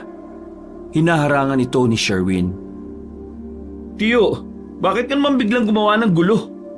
Wala akong pakialam kung marami kang pera. Huwag na huwag mong kakantiin ang pamangkin ko Dahil baka hindi lang ganyan ang mangyari sa iyong lintika. Pagbabayaran mo ang ginawa mo sa akin, Recto. Galit na umalis si Mang Santi. Agad naman bumalik sila Lester sa kanilang bahay. Napapailing na lamang ang binata. Hindi niya kasi inakala na kakayaning makipagbasagan ng ulo si Mang Recto para lang sa kanya. Nahimasmasan na ang matanda. Parang wala lang nangyari dahil kalmado lang din itong nagluto ng para sa tanghalian. Pre, sigurado ko bang hindi miyembro ng kung anong grupo ang tiyo mo? Kanina hindi ko maawat eh. Kakaiba yung galaw, pre. Parang action star. Basta, parang sanay na siya makipag-away eh. Maniwala man kayo hindi. Kahit ako hindi ko din alam kung ano ba talaga siya eh. Hindi ko nga din alam kung anong trabaho niyan eh. Marami siyang nililihim sa akin. Pero pre, magpasalamat ka na lang kasi may ganyang chewing ka. Problemahin mo na lang yung pampiyansa kapag nagkaso si Mang Santi. Nanakit ang ulo ni Lester dahil sa nangyari. Hanggang sa sumapit na rin ang kinagabihan. Nag-aalala pa rin siya para kay Mang Recto. Sa pagkakakilala kasi niya sa dati nilang boss, malabong hindi yun gaganti. Meron yung mga binabayarang tao kapag gusto niyang gantihan ang nakaaway nito. Pero ang pag-iisip na yun ay kaagad na nabura dahil sa naririnig na naman ni Lester sa paligid. Nasa palengke siya. Laman ng usapan si Aling Nena. Kesyo matandang yun daw ay lihitimong aswang. Hindi maiwasan ni Lester na mag-alala. Hindi man niya kadugo si Aling Nena pero pakiramdam niya ay may espesyal talaga silang ugnayan sa isa't isa. Kailangan na talaga siyang umalis dito. Hindi na maganda mga naririnig kong usapan eh. Pre, pwede bang mauna na kayo? Hindi pa kasi ako tapos kumain eh. Dali mo na lang yan, sadaan ka na kumain. Dala ang isang plato ng kanin at isang pirasong hotdog. Tinahak nila ang daan patungo sa bahay ni Aling Nena. Pero nang dumating sila roon ay wala silang naabutan. Nung una, inakala nilang tuluyan ang umalis sa matanda. Pero pagsilip nila sa munting bahay, nakita pa nila roon ang mga kagamitan ni Aling Nena. Hintayin na lang natin, malamang naglalako pa yun. Pre, tingnan nyo to oh. Nakita nila sa gilid ng bahay ni Aling Nena ang mga balahibo ng manok. Sa pagkakatansya nila, nasa 4 na manok ang pinagmula ng mga balahibo. Pagtingin din nila sa kabilang banda, naroon naman ang tira-tirang paa ng manok. Basang-basa pa ang dugo na nakabahi doon. Ano yan? Ulam, gusto mo kainin? Nakita mo ng paa ng manok, magtatanong ka pa. Ikinain yata ng aswang yan eh. Oh, yan ka na naman sa ganyang biro mo ah. Sabay-sabay silang napalingon nang maramdaman na may tao sa likuran nila. Kita nila si Aling Nena na dala-dala ang balde nitong wala ng laman. Nagtataka ito nang makitang nakatingin sila sa mga tira-tirang parte ng manok. Aling Nena, buti nakabalik na kayo. Umalis na po kayo. Nagbabalak na yung mga tao na tugising kayo. Wala silang pakialam kung may katibayan silang aswang ka o hindi eh. Totoo po sinasabi ni Lester. Makinig na lang po kayo. Umalis na kayo. Ano po? Ang sabi ko, umalis na kayo. Hindi niyo ba ako naririnig? Napatas ang tinig na matanda kaya ikinagulat yun ng 3. Nanibago sila sa pinakita nitong asal. Ayaw ko nang pumupunta kayo rito nang hindi ko alam. Naintindihan niyo ba ako? Pero concern lang naman po kami sa inyo. Hayaan niyo na ako. Kung puntahan nila ako dito, wala na akong pakialam. Total, ayaw naman akong bigyan ng pagkakataon ng mga tao na makapamuhay ng maayos. Kaya umalis na kayo. Nakikiusap ako. Ayaw ko nang magkaroon ng ugnayan sa mga tao. Pre, ano ba sinasabi niya? Bakit ba siya nagagalit eh? Tumutulong lang naman tayo. Aling Nena, Nasabi ko na umalis na kayo! parang nanlilisik na ang mga mata ng matanda. Kaya wala na silang nagawa kundi ang sundin na lamang ang gusto nito. Dismayado ang 3, lalong-lalo na si Lester na talaga namang tinuring ng kakilala si Aling Nena. Problema nun, siya na nga tinutulungan eh. Iyaan na lang siguro natin. Siguro nga tama ka. Masyado na tayong lumalagpas sa linya. Tumambay na lamang sila sa karinderya ni Abdul nung gabing yon. Dahil nabayaran naman na nila ang mga utang nila, pinayagan na sila ulit makapaglista ng bago nilang utang. Kumusta si Marilag ko? Pansin ko di siya labas bahay pagkatapos ng nangyari. Wala kami sa mood para pag-usapan yan. Gusto namin kumain. Bigyan mo kami ng paborito namin. Alam ko na. Problemado kayo dahil sa matanda na abi-abi sa palengke. Bakit? May tutulong ka ba? Wala. Kaya nga kunin ko na sa inyo order nyo. Nagmamadaling naglakad ang Bombay. Kamot ulo na lang ang magkakaibigan. Habang kumakain sila, narinig na naman nila ang mga usap-usapan ng mga naroon. Ay, alas 12 daw. Pupuntahan na nila yung matandang yon. Nakatanggap kasi sila ng timbre sa isang di nagpakilala na source eh. Yung matanda daw na yon, galing sa malayong baryo ng mga aswang. Nako, dapat talaga mapatay yun. Kinabahan si Lester sa narinig nila. Pero gustuin man nilang tumulong, hindi naman niya alam ang gagawin para pumayag si Aling Nena. Bumalik siya sa bahay nila. Inabutan na naman niya si Mang Recto sa loob. Naghahasa yun ng itak. Yun ang unang pagkakataon na inabutan niya ang tsuhin niya na ganoon ang ginagawa. Okay pa naman yung itak sa labas. Para saan yan, Tiyo? Inahasa ko lang. Malay mo, magamit ko, di ba? Tiyo naman, akala ko ba nakausap na tayo na di mo napapatulan si Mang Santi? Si Santi lang ba? Ha? Huwag ka mag-alala, binibiro lang naman kita eh. Inahasa ko lang naman to kasi gagamitin ko to sa pagtabas sa sakahan ni paring Imo. Lumapit ang bahagya si Lester. Tinukod nito ang dalawang kamay sa lamesa at tumingin ng seryoso sa kanyang tiyuhin. Tiyo, magtapat ka nga sa akin. Normal na tao lang ba talaga o may kinabibilangan kang grupo? Tumawa ng malakas si Mang Recto. Napahawak pa ito sa tiyan at saka naupo sa lamesa. Ano bang nakakatawa, Tiyo? Ikaw naman kasi. Bakit mo naman kasi naisip yan? Mukha ba akong masamang tao porque may tato? Hindi naman yun po ang pinupunto ko. Ang dami mo kasing hindi sinasabi sa akin eh. Tapos nakita ka ni Sherwin kung paano ka makipagbasag ulo. Sanay na sanay ka daw eh. Tapos kalmado ko lang sa nangyari. Paano mo nagagawa yun? Hindi ba kinuwento sa'yo ng tatay mo? Basagulero ako nung araw. Hindi yun yung nararamdaman ko sa inyo eh. Tiyo, naniniwala ako na hindi ka gumagawa ng masama. Pero kung ano man yung tinatago mo, sana hindi yan makaapekto sa samahan nating dalawa. Mataas kasi ang tingin ko sa inyo eh.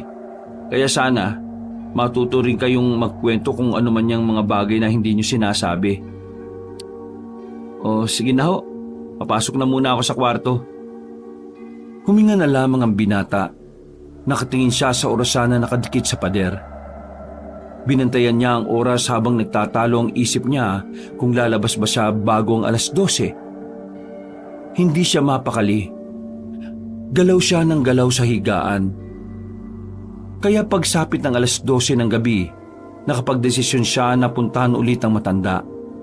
Wala na itong pakialam kung magalit sa kanya si Aling Nena. Bago siya makarating doon, nakarinig siya ng malakas na sigaw. Sa kuryosidad, pinuntahan niya yon. Natanaw niya ang mga tao na nagtitipon sa harapan ng barangay. May mga hawak na mga itaka mga yon. Ang iba naman ay may bitbit na sulo at ilaw na lampara. Bumilis agad ng tibok ng puso ni Lester. Sa gabing yon, alam na niyang anumang oras ay maaaring mawala si Aling Nena. Mangyayari yon dahil lang sa bintang at hinala ng mga tao na walang basihan. Hindi to pwedeng mangyari. Hindi pwedeng mangyari to. Mapapahamak si Aling Nena. Mabilis na tinakbo ni Lester ang daan patungo sa kinaroroonan na matanda. Pagdating niya roon, inabutan niya si Aling Nena sa bakuran, parang alam na nito na darating siya. Nilapitan agad ni Lester si Aling Nena. Hinawakan nito ang kamay na matanda at nakiusap. Aling Nena, pakiusap, umalis na kayo. Alam kong hindi naman tayo magkaano-ano pero Parang lola ko na rin ang turing sa inyo. Ayoko kayo mapahamak dito eh. Papunta na po sila rito. Pinagbibintangan kanila na aswang. Tutugisin kanila. Huwag ka mag-alala sa akin. Naniniwala akong wala silang gagawin. Ang bintang ay bintang lang. Bakit ba ayaw niyong umalis na lang? Hindi na talaga kasi kayo ligtas dito eh. Aling Nena, bakit ayaw niyong makinig sa akin? Naiintindihan kita. Pero hanggat maaari, ayaw kitang madamay. Kung ano man ang pakay nila sa akin, gusto ko mag-isa ko lang yung haharapin, iho.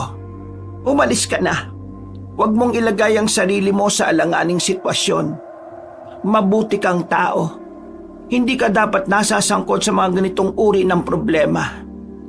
Pero, lalong kinabahan si Lester nang marinig na nila ang mga taong paparating.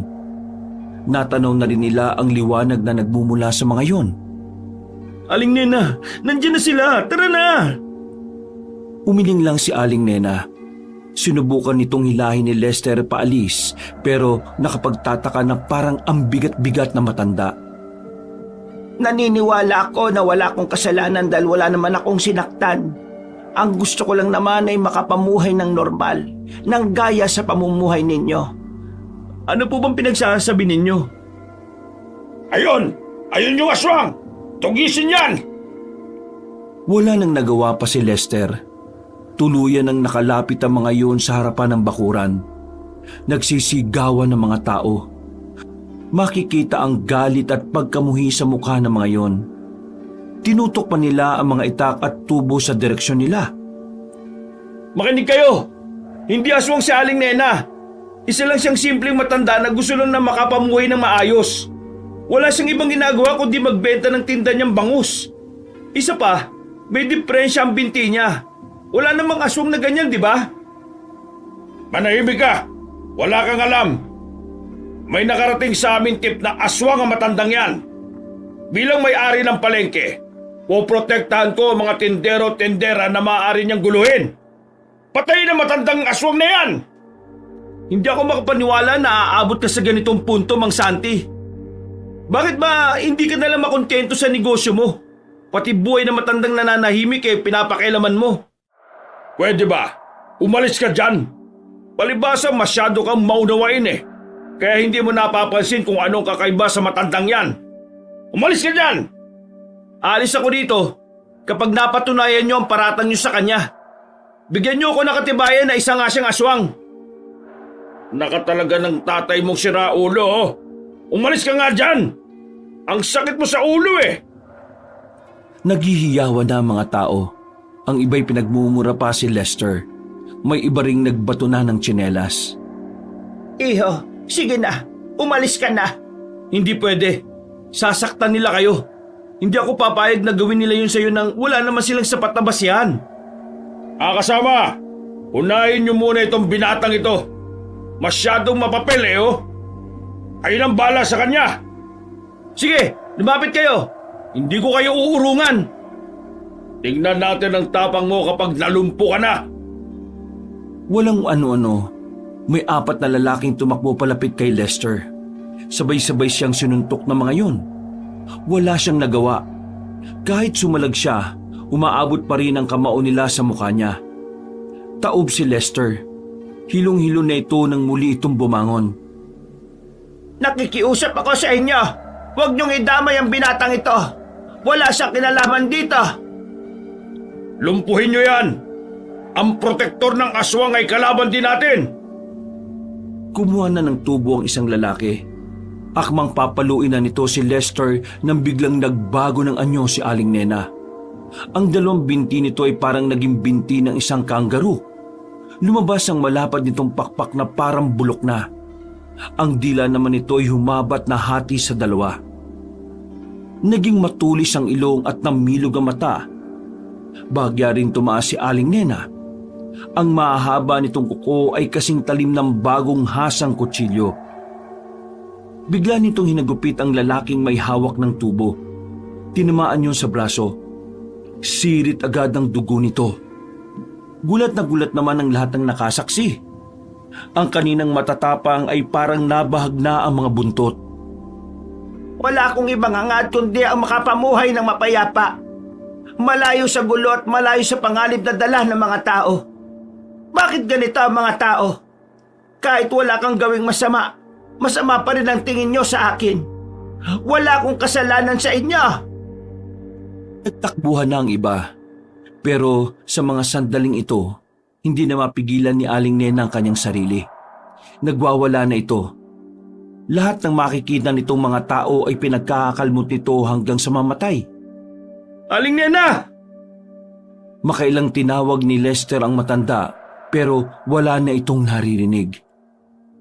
Tila wala na rin itong kinikilala. Mas masama pa kayo kaysa sa mga aswang. Kayo ang tunay na salot ng lipunan ito. Nasa aktong lalapitan na ni Aling Nena si Mang Santi pero mabilis na tumayo si Lester. Tinawag niya ulit si Aling Nena at sa pagkakataong ito ay napukaw na niya ang atensyon nito. Aling Nena! Nandito ako! Ako ito si Lester! Lester? Oo, ako ito. Huwag kayong magkalala. Hindi ako kalaban. Hindi totoo yan. Lahat ng tao ay masasama. Nalaki ang mga mata ni Lester nang makitang sa kanya papalapit si Aling Nena. Nakaambang isang kamay nito na may mahahabang kuko. Kaunting distansya na lang ay maaabot na siya na matanda nang biglang may isang palaso ang tumarak sa likuran ng aswang. Agad na nang hina si Aling Nena. Nagpagewang-gewang ito. Sinamantala naman ni Mang Santi ang pagkakataon. Kinuha nito ang lighter nito at matapang na lumapit kay Aling Nena. Pus ka ng aswang ka ngayon! Sinilaban ni Mang Santi si Aling Nena. Mabilis na gumapang apoy sa buong katawan nito. Aling Nena! Unti-unting bumalik ang anyo ni Aling Nena nang mapahiga na ito sa lupa. Habang lumiliyab ang buong katawan nito, napatingin pa ito kay Lester. Nagawa pang ngumiti ng matanda kahit nalalapnos na rin ang mukha nito. Hinubad ni Lester ang damit niya para lang sana patayin ng apoy. Pero pinigilan siya ng mga kasama ni Mang Santi. Hinuwakan siya sa magkabilang braso at wala siyang nagawa. Ang tunay na impyerno ay hindi ang tahanan ng mga demonyo. Ito ay tahanan ng mga tao. Makalipas lang ang ilang minuto, namatay na rin ang apoy. Sunog na sunog ang katawan ni Aling Nena. Hindi na ito makilala. Natulala na lamang si Lester noong mga sandaling yun. Hindi niya matanggap ang brutal na sinapit na matanda. O ano, Lester? Mali ba kami? Ikaw ang mali. Kami ang tama. Kung hindi kami kumilos, baka hindi lang 3 namatay ngayon. Napakadelikado ng aswang na yan. Pasalamat ka na nga lang kumilos kami. Kung hindi, baka ikaw at ang kaibigan mo ang unang mabiktima kasi kayo ang unang naloko nito. Tama si Aling Nena. Ha? Sinasabi mo dyan? Mas salot pa nga ang mga tao kaysa sa mga aswang. Itong tunay na impyerno. Ang lugar kung saan naroon ang mga katulad ninyo. Kahit anong metapora pa ang sabihin mo dyan, tapos na. Patay na ang aswang na pinoprotektahan mo. Ngayon, umanda ka. Paparusahan ka rin dahil pinagtatakpan mo siya. Walang alam si Lester sa pagiging aswang na matandang yan. Nagsalubong ang kilay ni Mang Santi nang marinig ang tinig ng anak. Iritado niya itong hinarap. Anong ginagawa mo rito? Sa bahay ka lang. Wala kang may tutulong dito. Lahat kami, hindi namin alam kung anong lihim ni Aling Nena. Kaya wala kang karapatan na patawarin. Kaya wala kang karapatan na patawaran ng parusa si Lester. Ginawa niya lang ang tingin niya ay tama. Dahil alam niya, normal lang si Aling Nena. Hindi ka ba tatahimik? Sasampalin kita! Hey! Huwag mo gawin sa manilag ko yan. Kasi baga ikaw suntok ko sa mukat. Tandaan mo yan. Lalong nairita si Mang Santi nang lumitaw na naman sa gilid niya ang Bombay na si Abdul. Nakakaasar ang mukha nito kaya lalong nag-init ang ulo ni Mang Santi. Ikaw, Bombay ka! Lubayan mo ang anak ko, ha? Hindi porke may pera ka, akala mo papayag akong porbahan mo itong anak ko. Wala akong pakialam kung ikaw payag. Basta ako, gawin ko lahat para protekta ang Marilag ko.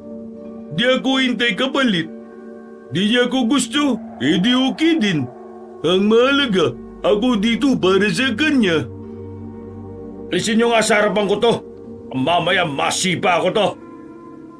Lalapitan na sana ng mga kalalakihan sila Abdul nang dumating naman sila Sherwin at Gerson. May hawak-hawak na tubo ang dalawa. Wala kayong hawakan sa kahit na sino sa amin. Pagkakapatayan tayo dito. Ang bira naman talaga, oh. Bahala na nga kayo sa mga buhay ninyo. Bakit ko kayo pag-aaksayan ng oras? Pweh! Tara na mga bata! Naglakad na palayo si Mang Santi kasama ang mga alipores nito. Agad naman nilang nilapitan si Lester sa mga sandaling ito ay nakaupo pa rin sa lupa. Tulala at hindi man lang makausap ng maayos. Pre, pasensya na ah. Di namin alam na nangyayari to eh. Pinuntahan kasi namin si Abdul. Manghiram sana kami ng sasakyan para itakas si Aling Nena. Pero nahuli na kami. Tumayo si Lester nang hindi man lang nagsasalita. Lumapit ito sa harapan ng bangkay ni Aling Nena na binalot na ng kulay itim. Lester, patawarin mo ko sa ginawa ni Papa. Tulungan niyo ako magukay. Dito sa mismong tirahan niya. Ililibing natin siya. Tumango na lamang sila sa sinabi ni Lester. Agad nilang sinimula ng paghuhukay. Makalipas lang ang halos isang oras ay natapos na rin sila. Maayos nilang nailapat ang katawan ni Aling Nena sa libingan. Iwan niyo na lang muna ako dito. Hindi na, sasamahan ka na namin. Oo nga, dito lang kami. Ma'am Marilag, maunan na po kayo. Abdul, iatid mo na si Ma'am. Ikaw na ang bahala sa kanya ha. No problem. Ako na bahala sa kanya. Pag-alis ng dalawa ay nilapitan ni Sherwin at Gerson si Lester. Tinapik nila yon sa balikat para kahit na papaano ay pag-aanin ang kalooban nito. Aswang man siya o hindi, ramdam ko na meron siyang mabuting puso. Pero hindi mo lang siya binigyan ng pagkakataon na maranasan ang buhay na gusto niya. Pre, naiintindihan ka namin. Pero pre, baka ito na rin talaga ang kapalaran ni Aling Nena. Siya nga ay tinanggap na niya. Hindi ito ang kapalaran na gusto niya. Kapayapaan, yun ang kapalaran na pinapangarap niya. Kahit katiting, hindi yung pinaranas sa kanya. O saan ka pupunta? Uwi na ako. Kailangan ko magpahinga. Paggising ko mawala na rin tong lungkot na ito. Sige pre, basta pupuntahan ka na lang namin dyan bukas ng umaga ha. Tumango na lamang si Lester. Pagtalikod niya sa dalawa, dito palang tuluyang tumulo ang luha niya. Naramdaman niya ang paninikip ng kanyang dibdib. Saka pa lang niya naramdaman na parabang nawalan na naman siya ng lola. Nang makarating siya sa kanila, inabutan niya si Mang Recto na nagkakape sa loob. Kalmado ito na parang walang pakialam sa mga nangyayari. Oh, ayos ka lang ba? Ayos lang po ko, tiyo. Magiging ayos rin yan. Huh? Ano hong ibig niyo sabihin? Alam ko ang nangyari. Nakita ko. Nakita mo ang nangyari? Nakita mo kung papaanong tumarak ang palaso sa likod ni Aling Nena? Nakita mo rin kung papaanong silaban ni Mang Santi si Aling Nena? Lahat. Lahat? Nakita ko ang lahat mula sa umpisa. Nakita mo lahat ng nangyari pero kahit alam mong naroon ako wala kang ginawa? May ginawa ako. Anong ginawa nyo? Wala kayong ginawa. Kung talaga mahal mo ako bilang pamangkin mo, sana tinulungan nyo na akong ipagtanggol yung... Ang alin? Yung aswang na yon? Wala akong pakialam kung aswang siya. Ramdam ko na mabuti siya sa lahat. Ang mga tao lang ang nagudyok sa kanya para gumawa ng masama. Pamangkin, makinig ka ha. Hindi kita pwedeng tulungan para ipagtanggol siya. Bakit hindi pwede? Pamangkin mo ako. Dapat mahalaga rin sa iyo ang lahat ng mga taong mahalaga sa akin. Bakit hinayaan mo lang ako ron na nagdurusa habang sinusunog nila si Aling Nena? Bakit? Sabihin mo. Bakit hindi pwede? Ang tumira ng palasyo. Ha? Anong sinabi mo? Kailangan kong gawin yon dahil nasa alanganing sitwasyon ka. Kung hindi ko yung ginawa, baka namatay ka na. Oo, inaamin ko na una pa lang, plano ko na siyang paslangin mula nang malaman kong aswang siya. Pero nang malaman ko kung gaano siya kahalaga sa'yo, nagdalawang isip ako kanina. Wala na sana akong balak na ituloy ang plano ko dahil sa'yo. Pero nakita siyang aatakihin niya. Ang taong pagpipilian ko lang kanina iniligtas ka. Hindi totoo yan. Hindi pwedeng ikaw ang naging dahilan, kaya siya namatay. Ako rin ang nagpakalat na aswang siya. Huli na nang nalaman ko na mahalaga siya sa'yo. Paano mo nagawa to? Paano mo nagawang wasakin ang kaligayahan ko? Tiyo, walang ginawang masama si Aling Nena sa amin. Kahit na aswang siya, pinipilit niyang mamuhay ng normal. Kung hindi ko kinalat ang lihim niya, hindi siya mamamatay. Kasalanan mo kung bakit ako nagkagalito eh. Aswang pa rin siya. At kahit na pilitin niyang maging mabuti, lalabas at lalabas ang tunay niyang kulay. Likas na sa kanila ang pagiging masama kahit ang Diyos. Hindi sila kayang gawing mabuti. Mali ka! Nagkakamali ka! Wala kang alam, Lester. Kaya makinig ka sa akin. Pinakikinggan din ng Diyos sa mga katulad ni Aling Nena. Dahil ang pagiging mabuti ay hindi namimili ng uri. Hindi mo naiintindihan, Lester. Magmula ngayon, kalimutan mo nang may pamangking ka. Aalis na ako sa bahay na to. Isipin mo na lang na hindi mo ako nakasama. Inimpaki ni Lester ang mga gamit niya. Hinayaan na lang din siya ni Mang Recto sa gusto niyang gawin. Pagkatapos noon ay lumabas na rin siya dala ang malaking bag. Wala siyang mapupuntahan dahil si Mang Recto lang naman ang nag-iisa niyang pamilya. Hindi rin naman siya pwede sa bahay nila Sherwin dahil masyadong masela ng mga magulang nito.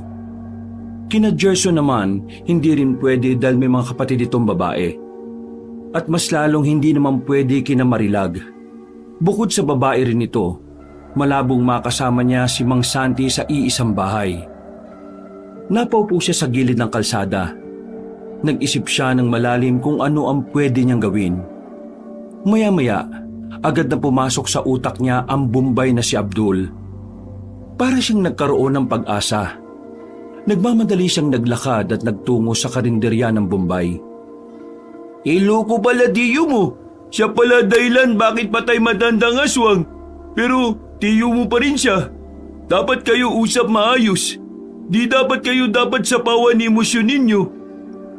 Magkaharap na silang dalawa sa bakanting lamesa sa gilid ng kainan habang pumapapak si Lester ng hotdog.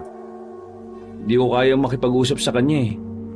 Mas maganda na rin siguro itong lumayo ako. Kesa naman magplastikan kaming dalawa, di ba? Kung di mo ba kaya, huwag pilitin. Paano ka na niyan? Saan ikaw punta sa ngayon? Nasan ba ako ngayon? Dito sa kainan ko. Teka. Huwag mo sabi ikaw dito muna. Yun nga ang pakay ko kaya ako narito. Aba, sira ulo ka pala eh. Ako di tatanggap dito sa ampon. Ako dito negosyo lang maayos. Ayaw ng sakit ng ulo. Sige na, tulungan mo ako. Wala akong mapupuntahang iba eh. Ikaw lang ang naiisip ko makakatulong sa akin. Huwag ka mag-alala. Hindi naman ako magiging pabigat dito eh. Hindi magiging libre ang pagtira ko dito. Magtatrabaho ako rito sa karinderya mo. Kahit wala ng sahod, basta patirahin mo lang ako dito. Wag, hindi pwede. Mabait ka naman, di ba? Nararamdaman kong mabait ka eh. at mararamdaman din naman ni Ma'am Marilag yun. Nang marinig ni Abdul ang pangalan ng dalaga ay parang nagningning ang mga mata nito. Biglang nagbago ang mood. Nagkaroon ng ngiti ang lalaki. Gusto ba Marilag ng mabait? Kahit sino naman babae gusto na mababait, no? Hindi na sila tumitingin sa itsura ngayon. Basta mabait ka at may respeto ka sa mga babae, okay na okay yun sa kanila. Bonus na lang siguro kung gwapo ka. Yun nga lang, wala kang bonus. Ako yata niluluko mo eh. Totoo lang ang sinasabi ko. Ang alin? Na hindi ako gwapo? Hindi. Nagusto ni Ma'am Marilag ang mabait. Kasi 'di ba, yung tatay niya masama. Kaya alam ko, mabait ang hanap niya. Eh sino ba naman babae ang ayaw sa mabait kung masama ang mga magulang niya, 'di ba? Sandaling napaisip si Abdul. Umupo ito at saka nagpangalumbaba. Maya-maya pa, kinuha na ni Abdul ang malaking bag ni Lester. Dinala siya nito sa likuran ng kainan kung saan naroroon din ang totoong tirahan ng Bombay. Isang palapag lamang pero medyo malaki at mahaba. Malawak ang sala. May 2 kwarto. Ako payag ikaw tira dito basta ikaw sabi kay Marilag ha. Na ako payag dito ka kasi mabait ako. Huwag ka mag-alala. Makakarating kay Marilag tong pagiging mabait mo. Ayaw ko na makulit dito sa bahay ko. Dapat ikaw din marunong linis bahay ha. Hugas plato, tupi sinampay. Tapos ikaw din dapat marunong luto. Minsan kasi kapag wala si Manang, dapat meron siya kapalit. Oo, walang problema. Marunong naman ako magluto ng kahit na ano eh. Dahil ako mabait, ikaw tira ka dito. Pero bibigyan pa rin kita sahod para sa trabaho. Pero hindi malaki sahod ha kasi ikaw naman tira dito sa akin eh. Sige, maraming salamat. Okay na ako ron. Oh, dito sa kwarto ito. Diyan ka tutulog ha. Ikaw na bahala linis. Sige, ako muna punta sa labas, dami customer eh. Umalis na rin ang Bombay at naiwang nakatayo si Lester sa tapat ng pintuan ng silid. Bumuntong hininga siya habang pinagmamasdan ang blankong kwarto. Wala pa kasing kahit na anong gamit ang naroon. Ay nako, tama naman siguro tong ginawa ko. Kumuha na lamang si Lester ng karton sa labas at doon niya inilagay ang kanyang mga gamit. Pagkatapos ay pumunta siya sa karinderya para tumulong sa pagliligpit ng mga gamit. Kinabukasan ay maaga rin siyang nagising. Hindi pa tirik ang araw ay abala na siya sa paghahanda ng mga ititindang pagkain. Ayon kasi kay Abdul, marami-raming darayo na mga customer dahil may bagong ginagawang gusali malapit sa area nila. Dakong 8:00 ng umaga, nakahanda na rin ang lahat. Unti-unti na rin dumarami ang mga dumarating para kumain. Habang nagpapahinga, nakita niyang pumasok sa bakuran ng 2 niyang kaibigan. Nakabihis at may daladalang envelope. Uy Lester, nandito ka lang pala. Pinuntahan ka namin sa inyo eh. Yayayain ka sana namin mag-apply ng trabaho sa bayan. Ang kaso, sabi ng tiyuhin mo, lumayas ka na raw dun. Pre, anong nangyari? Nag-away ba kayo ni Mang Recto? Huminga muna ng malalim ang binata. Naglakad siya patungo sa gilid para hindi siya makaharang sa mga dumarating. Umupo silang 3 sa bakanteng pwesto at sandaling lumagok muna ng tubig si Lester. Nagkasagutan kami kagabi. Umalis na ako ron. Ha? Nagkasagutan? Eh di ba sobrang close kayo nun? Bakit kayo nag-away? Siya yung pumana kay Aling Nena. Siya ang dahilan kaya nagkaroon ng pagkakataon si Mang Santi sa laban nila ni Aling Nena. Ha? Tiyo mo yung gumawa nun? Teka, paano nangyari yun? Nasabi ko na nga ba eh. Hindi talaga pangkaraniwan niyang si Mang Recto eh. Hindi ko alam kung anong klaseng tao siya pero base sa pagkakaasinta niya kay Aling Nena, parang sanay na sanay nga siyang ginagawa yun. Ginawa niya yun kasi muntikan na akong atakehin ni Aling Nena eh. Hindi ko alam. Kahit na iniligtas lang naman ako ni Tiyo, galit pa rin ako sa kanya. Siguro dahil siya rin ang nagkalat na si Aling Nena ay isang aswang. Ang bira naman si Mang Recto. Tatahi-tahimik lang, marami palang nalalaman. Anong gagawin mo niyan ngayon? Saan ka na? Dito. Dito na muna ako kay Abdul. Habang nakatira ako rito, magtatrabaho ako. Sigurado ka na ba sa desisyon mong yan? Baka naman nabibigla ka lang sa mga nangyayari ha. Pag-isipan mong mabuti pre. Wala, sigurado na ako. Tingin ko rin naman. Kailangan ko nang lumayo kay Tiyo eh. Dahil habang tumatagal, palagay ko mas lalong nagiging malabo para sa akin kung ano ba talaga yung pagkatao niya. Sa bagay, ang hirap nga naman makisama sa isang taong hindi mo naman lubos na kilala. Paano? Well, good luck sa paghahanap ng trabaho. Balitaan niyo ako kung ano mangyayari ah. Kapag natanggap kayo, kumain kayo rito ah. Libre niyo ako. Tinipik siya ni Sherwin sa balikat at nakipagkamay. Napangiti na lamang si Lester habang pinagmamasdan ng dalawa na papalayo. Bumalik na lamang si Lester sa pag-aasikaso ng mga kumakain. Pero wala pang 10 minuto, biglang bumalik si Sherwin at Gerson sa karinderya. Natataranta itong hinanap si Lester. Buti na lang ay katatapos lang din niya sa paghain ng mga order. Oh, akala ko aalis na kayo para maghanap ng trabaho. Bakit kayo bumalik? Pre, narinig naming usap-usapan ng mga nadaanan namin. Sa Aling Nena, wala na sa libingan niya. Pinuntahan namin para ikumpirma. Pagdating namin dun, totoo nga. Sino naman kayang huhukay dun? Wala nang galang sa bangkay ng namatay eh. Nagtindigan ang mga balahibo ni Lester ng mga sandaling yon. Binitiwan niya ang hawak-hawak na sandok at saka dali-daling nagtungo roon. Inabutan nila roon ang mga taong nag-uumpukan sa tapat. Hinawi pa nila yon ng malakas para lang magsitabihan. Lumapit si Lester sa hukay.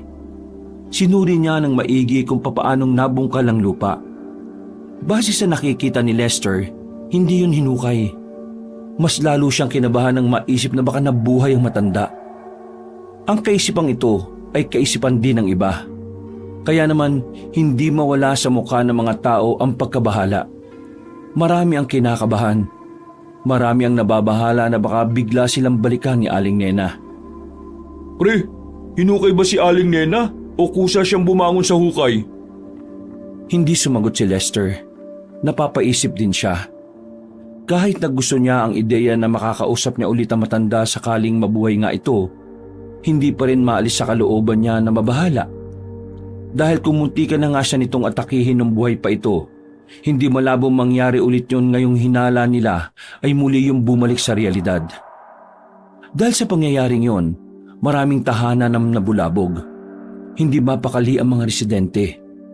Ang iba, tanghali pa lang ay nagsarado na ng bahay. Meron din naman mga grupo ng kalalakihan na naghanda na ng kani-kanilang patalim. Ang mga tao naman sa palengke ay maagang nagsiuwian. Maging si Mang Santi ay nabahala rin. Nagbayad ito ng mga tao para lang maging bodyguard niya. Bilang proteksyon sa maaaring pagbabalik ng aswang.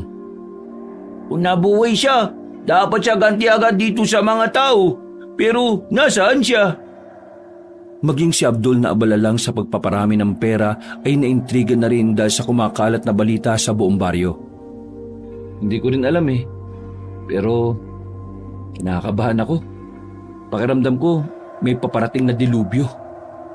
Dilubyo? Ganda naman pa na una. Napakamot na lamang si Lester sa ulo niya at hindi niya lamang kinausap ang among Bombay. Tinuon na lamang nito ang atensyon sa pagtatrabaho. Kinagabihan, minabuti ni Lester na lumabas ng bahay. Hindi na siya nagpaalam kay Abdul. Maglilibot-libot kasi siya sa baryo nila. Magbabaka sakaling makita niya si Aling Nena at makausap. Tahimik na ang buong paligid kahit na 7:00 pa lang naman ng gabi. Mararamdaman ang pagkabahala ng mga residente dahil wala man lang nagtangkang magbukas ng bintana at pinto. Sa kalagitnaan ng paglalakad ni Lester, naramdaman niya na tila merong sumusunod sa kanya. Dinig niya ang bawat tiyabag na parang mabigat. Huminto siya sa paglalakad. Nag-obserba siya sa paligid. Nang maramdaman niyang nagmumula ang mga yabag sa gilid ng bahay, umikot siya sa kabilang iskinita para puntahan yon. Ha? Sino ka? Tanong niya sa isang lalaking nakasuot ng kulay itim na balot sa katawan. Kamukhang kamukha ng ninja ang anyo nito. Sumagot ka! Sino ka? Aalis na sanang lalaking yon pero hinawakan ito ni Lester sa braso. Meron siyang naamoy na pabango mula rito. Naaamoy niya lang ang pabangong yon sa kanyang tiyo rekto. Ikaw yan, Tiyo? Nararamdaman kita. Marahas na hinawi ng lalaki ang kamay niya. Nakita niyang bumuntong hininga ito. Tama ako. Ikaw nga yan, Tiyo. Tinanggal na ng lalaki ang takip nito sa muka. Hindi na nagulat si Lester sa nakita niya. Una pa lang, naghihinala na talaga siyang may kakaibang ginagawa ang tiyo niya. Bakit niyo ba ako sinusundan? Alam ko kung bakit ka nasa labas. Binabantayan lang kita. Hindi ko kailangan ng bantay niyo. Kaya ko sarili ko. Hindi mo alam kung anong klase ng aswang ang gusto mong makita. Si Aling Nena yun. Kilala niya ako at alam niya kung anong pagpapahalaga ang meron ako para sa kanya. Hindi na siya ang dating aswang na kaya mong kausapin at pakiusapan. Isa na siyang amalanhig. Isang uri ng aswang na bumangon mula sa hukay. Mas mabangis, walang konsensya. Ang tanging naiintindihan lang niya ay ang konsepto ng pagpatay para mabuhay. Makinig ka sana sa akin, Bakit? Bakit naman ako makikinig sa'yo? Hindi ko nga alam kung anong klaseng tao ka eh. Ang daming katanungan sa isip ko. Ang daming bakit. Pero wala ka nga sinasabi sa akin kung ano ka ba talaga eh. At kung ano yung mga ginagawa mo. Kita mo nga yan, no? Nakasuot ka ng ganyan. Habang ako nanguhula kung anong meron sa'yo. Pa-ninja outfit ka pa. Hindi ito ang tamang panahon para magkwento ko. Ang dapat mong gawin ngayon ay umiwas. Dahil kahit ikaw, hindi ka niya papalagpasin. Huwag niyo na nga akong pakialaman, Tiyo. Kung nag-aalala ka para sa akin, huwag na. Kaya ko ang sarili ko. Naniniwala akong makikinig siya sa akin. Lester! Hindi na muling lumingon ang binata. Nagpatuloy na lamang ito sa paglalakad.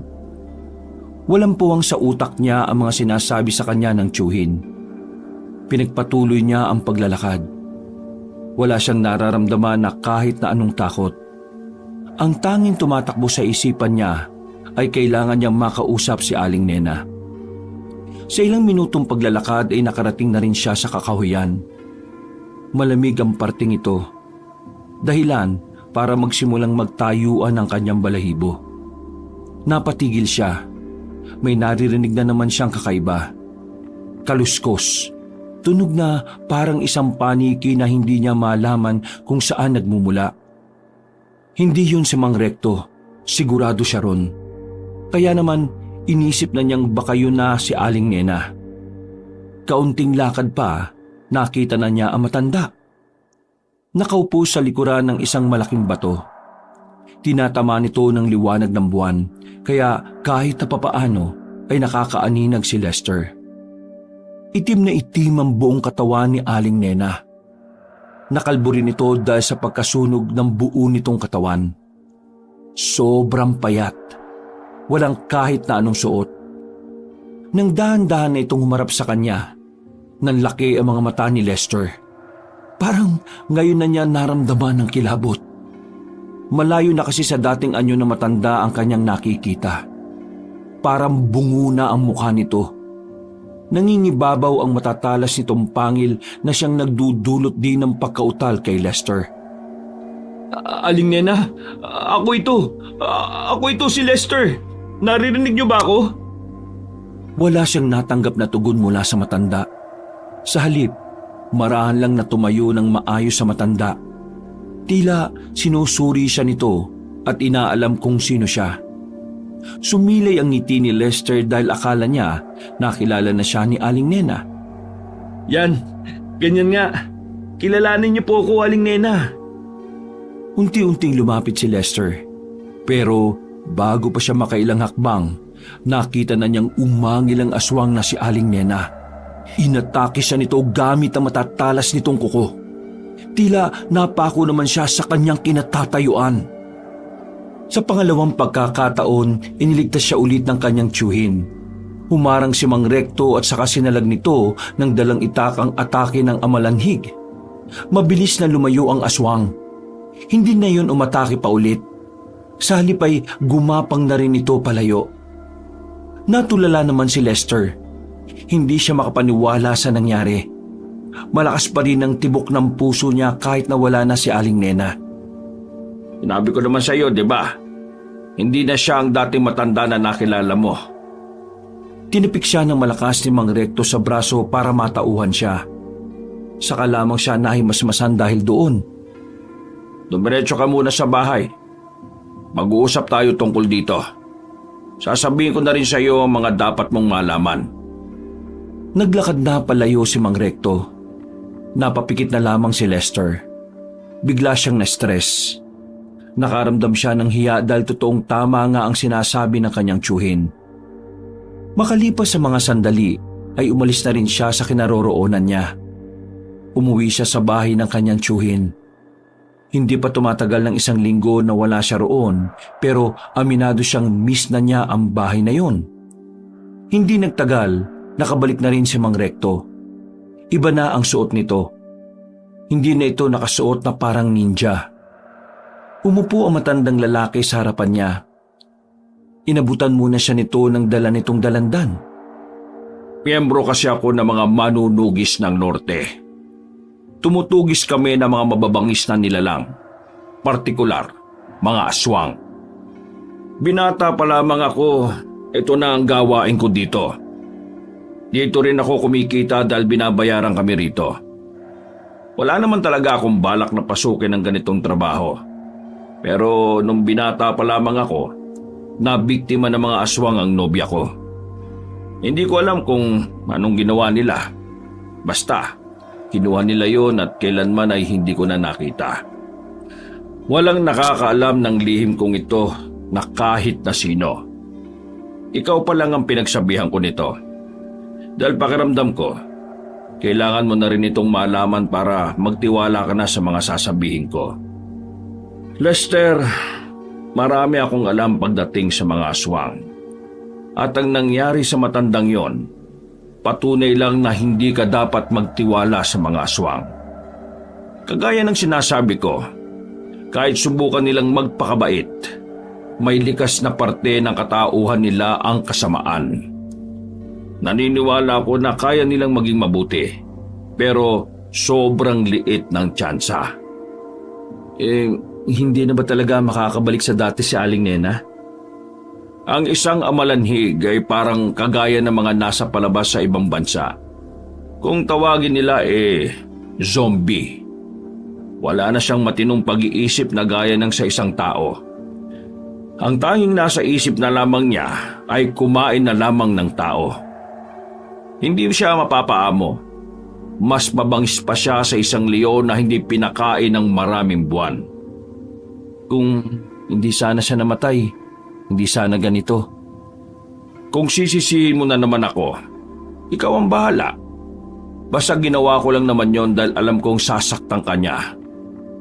Lester, gumising ka na sa katotohanan.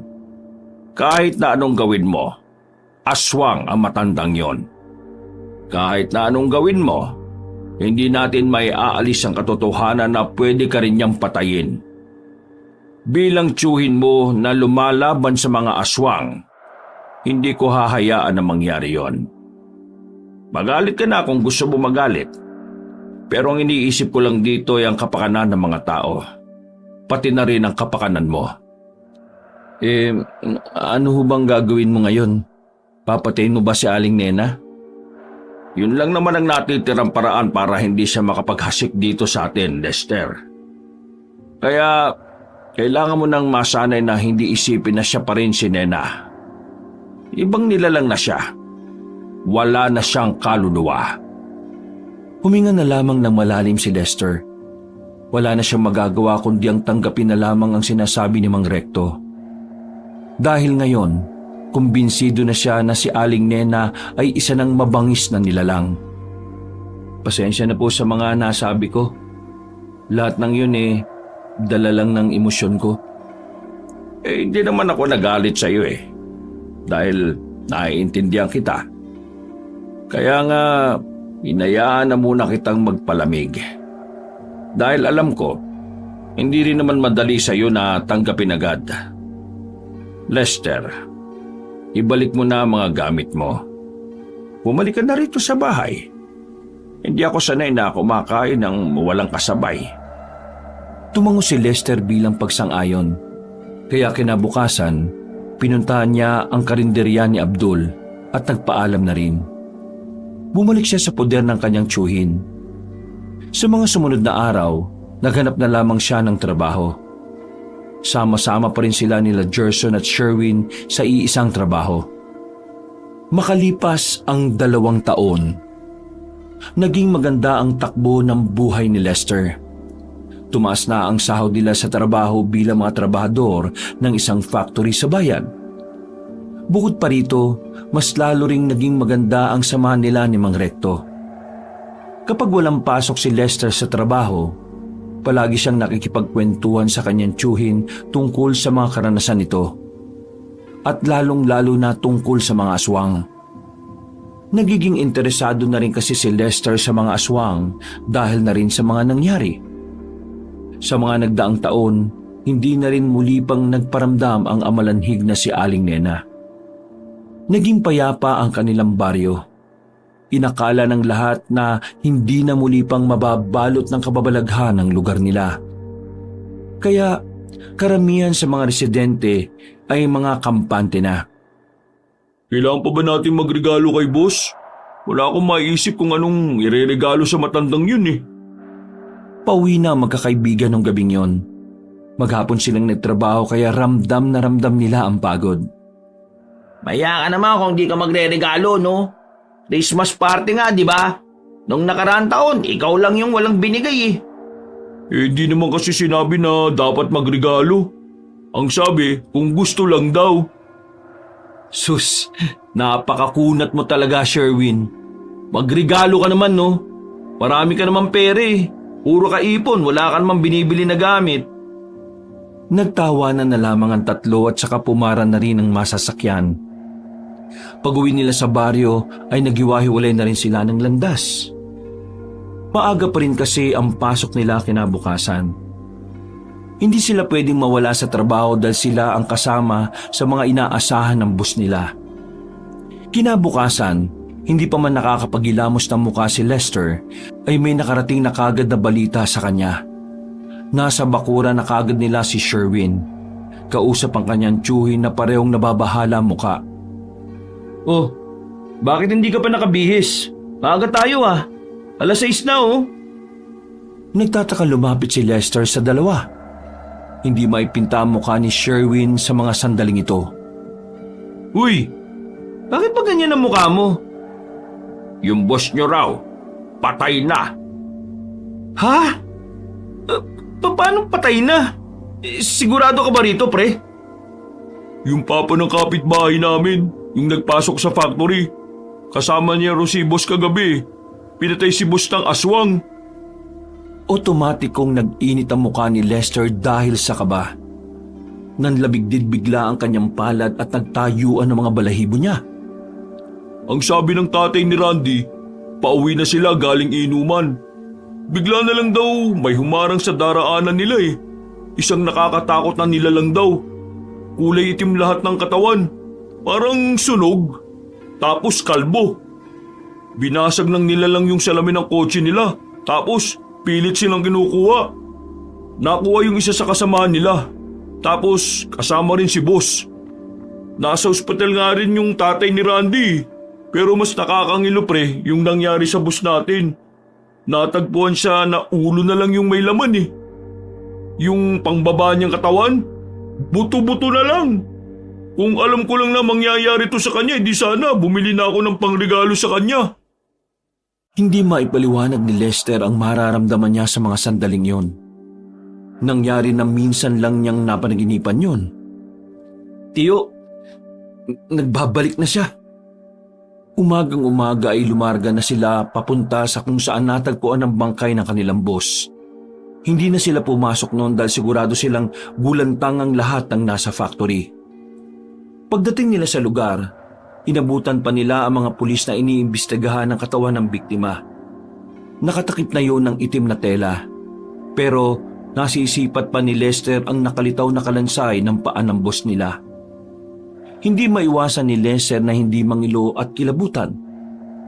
Noong mga sandaling yun, nasisiguro niya na si Aling Nena nga ang gumawa nun. Ang hindi lang nila alam ay kung bakit sa tagal ng panahon bigla na naman itong nagparamdam. Nagsagawa naman ng sariling imbestigasyon ng magtiyuhin pag-alis ng mga pulis. Sinundan nila ang mga dugo na nakita nila sa daan. Kalaunan, nakarating na sila sa kagubatan. Doon na natigil ang mga bakas ng dugo. Kaya malakas ang kutob nila, doon din dumaan ang amalanhig. Tiyo, didiretso pa ba tayo? Hindi na. Mukhang hindi naman na yun dito tumagal. Malabong dito siya dumaan kasi mas makakagapang ang isang yon sa mga patag na daan. Umalis na rin ang magtiyuhin sa gubat na yon. Bumalik na lamang sila sa kanilang baryo. At pagsapit naman ng tanghali, sandaling nagpaalam si Recto. Ayon dito ay kailangan itong puntahan ng mga kasama nito para ipaalam ang tungkol sa ginawa ng aswang. Tulala, balisa at lutang ang utak ni Lester habang nakatambay siya sa harapan ng kanilang bahay. Kasama na naman niya si Sherwin at Gerson na katulad niya na bigla din sa mga nangyari. Malapit sila sa kanilang boss kaya ganun na lamang ang kanilang lungkot nang malaman ng malagim na sinapit na matanda. Balita ko kay Papa, magsasarado na yung factory dahil sa pagkamatay ni boss. Kung hindi man magsasarado baka ibenta na lang daw sa iba. Mawawalan na naman tayo ng trabaho. Pampira naman Mga pre, tingin ko kayo na lang muna humanap ng bagong trabaho. Ikaw, ano na ang gagawin mo? Baka pumasok ka na naman kay Abdul Sasamahan ko si Tiyo sa pagtugis kay Aling Nena. Sigurado ka ba sa naisip mo? Oo, ilang beses ko nang pinag-isipan to. Kailangan ko tong gawin Pakiramdam ko kasi, may kasalanan din ako kung bakit siya humantong sa ganon. Kaya, gawin niyo lang sa tingin niyo ang gusto niyo. Huwag na kayong sumama sa akin dahil hindi ito basta-basta. Magpapaturo din ako kay Tiyo kung papaano lumaban sa mga aswang. Kung yan ang desisyon mo, di sige. Hindi ka naman namin pipigilan Pero pre, mag-iingat ka sa ganyan. Alam mo naman na hindi kumpleto ang samahan natin kapag wala ka. Parang gusto ko na lang din sumama sa inyo, Lester. Hindi pwede, delikado to. Ano bang pumasok sa utak mo at biglang gusto mo sumama? Di ba ikaw tong dati na ayaw maniwala sa aswang? Basta, pakiramdam ko gusto ko sumama sa kanila Pasensya na pre pero hindi talaga pwede. Ayaw kong malagay kayo sa alanganin. Bumuntong hininga na lamang si Sherwin. Makalipas pa ang ilang oras, naisipan na magkakaibigan na doon na rin kina Lester maghapunan. Lumabas sila para bumili ng pwedeng iluto. Pagdating nila sa palengke, sa hindi na naman inaasahan ay nakita pa nila si Mang Santi roon. Hindi na sana nila yung papansinin. Pero talaga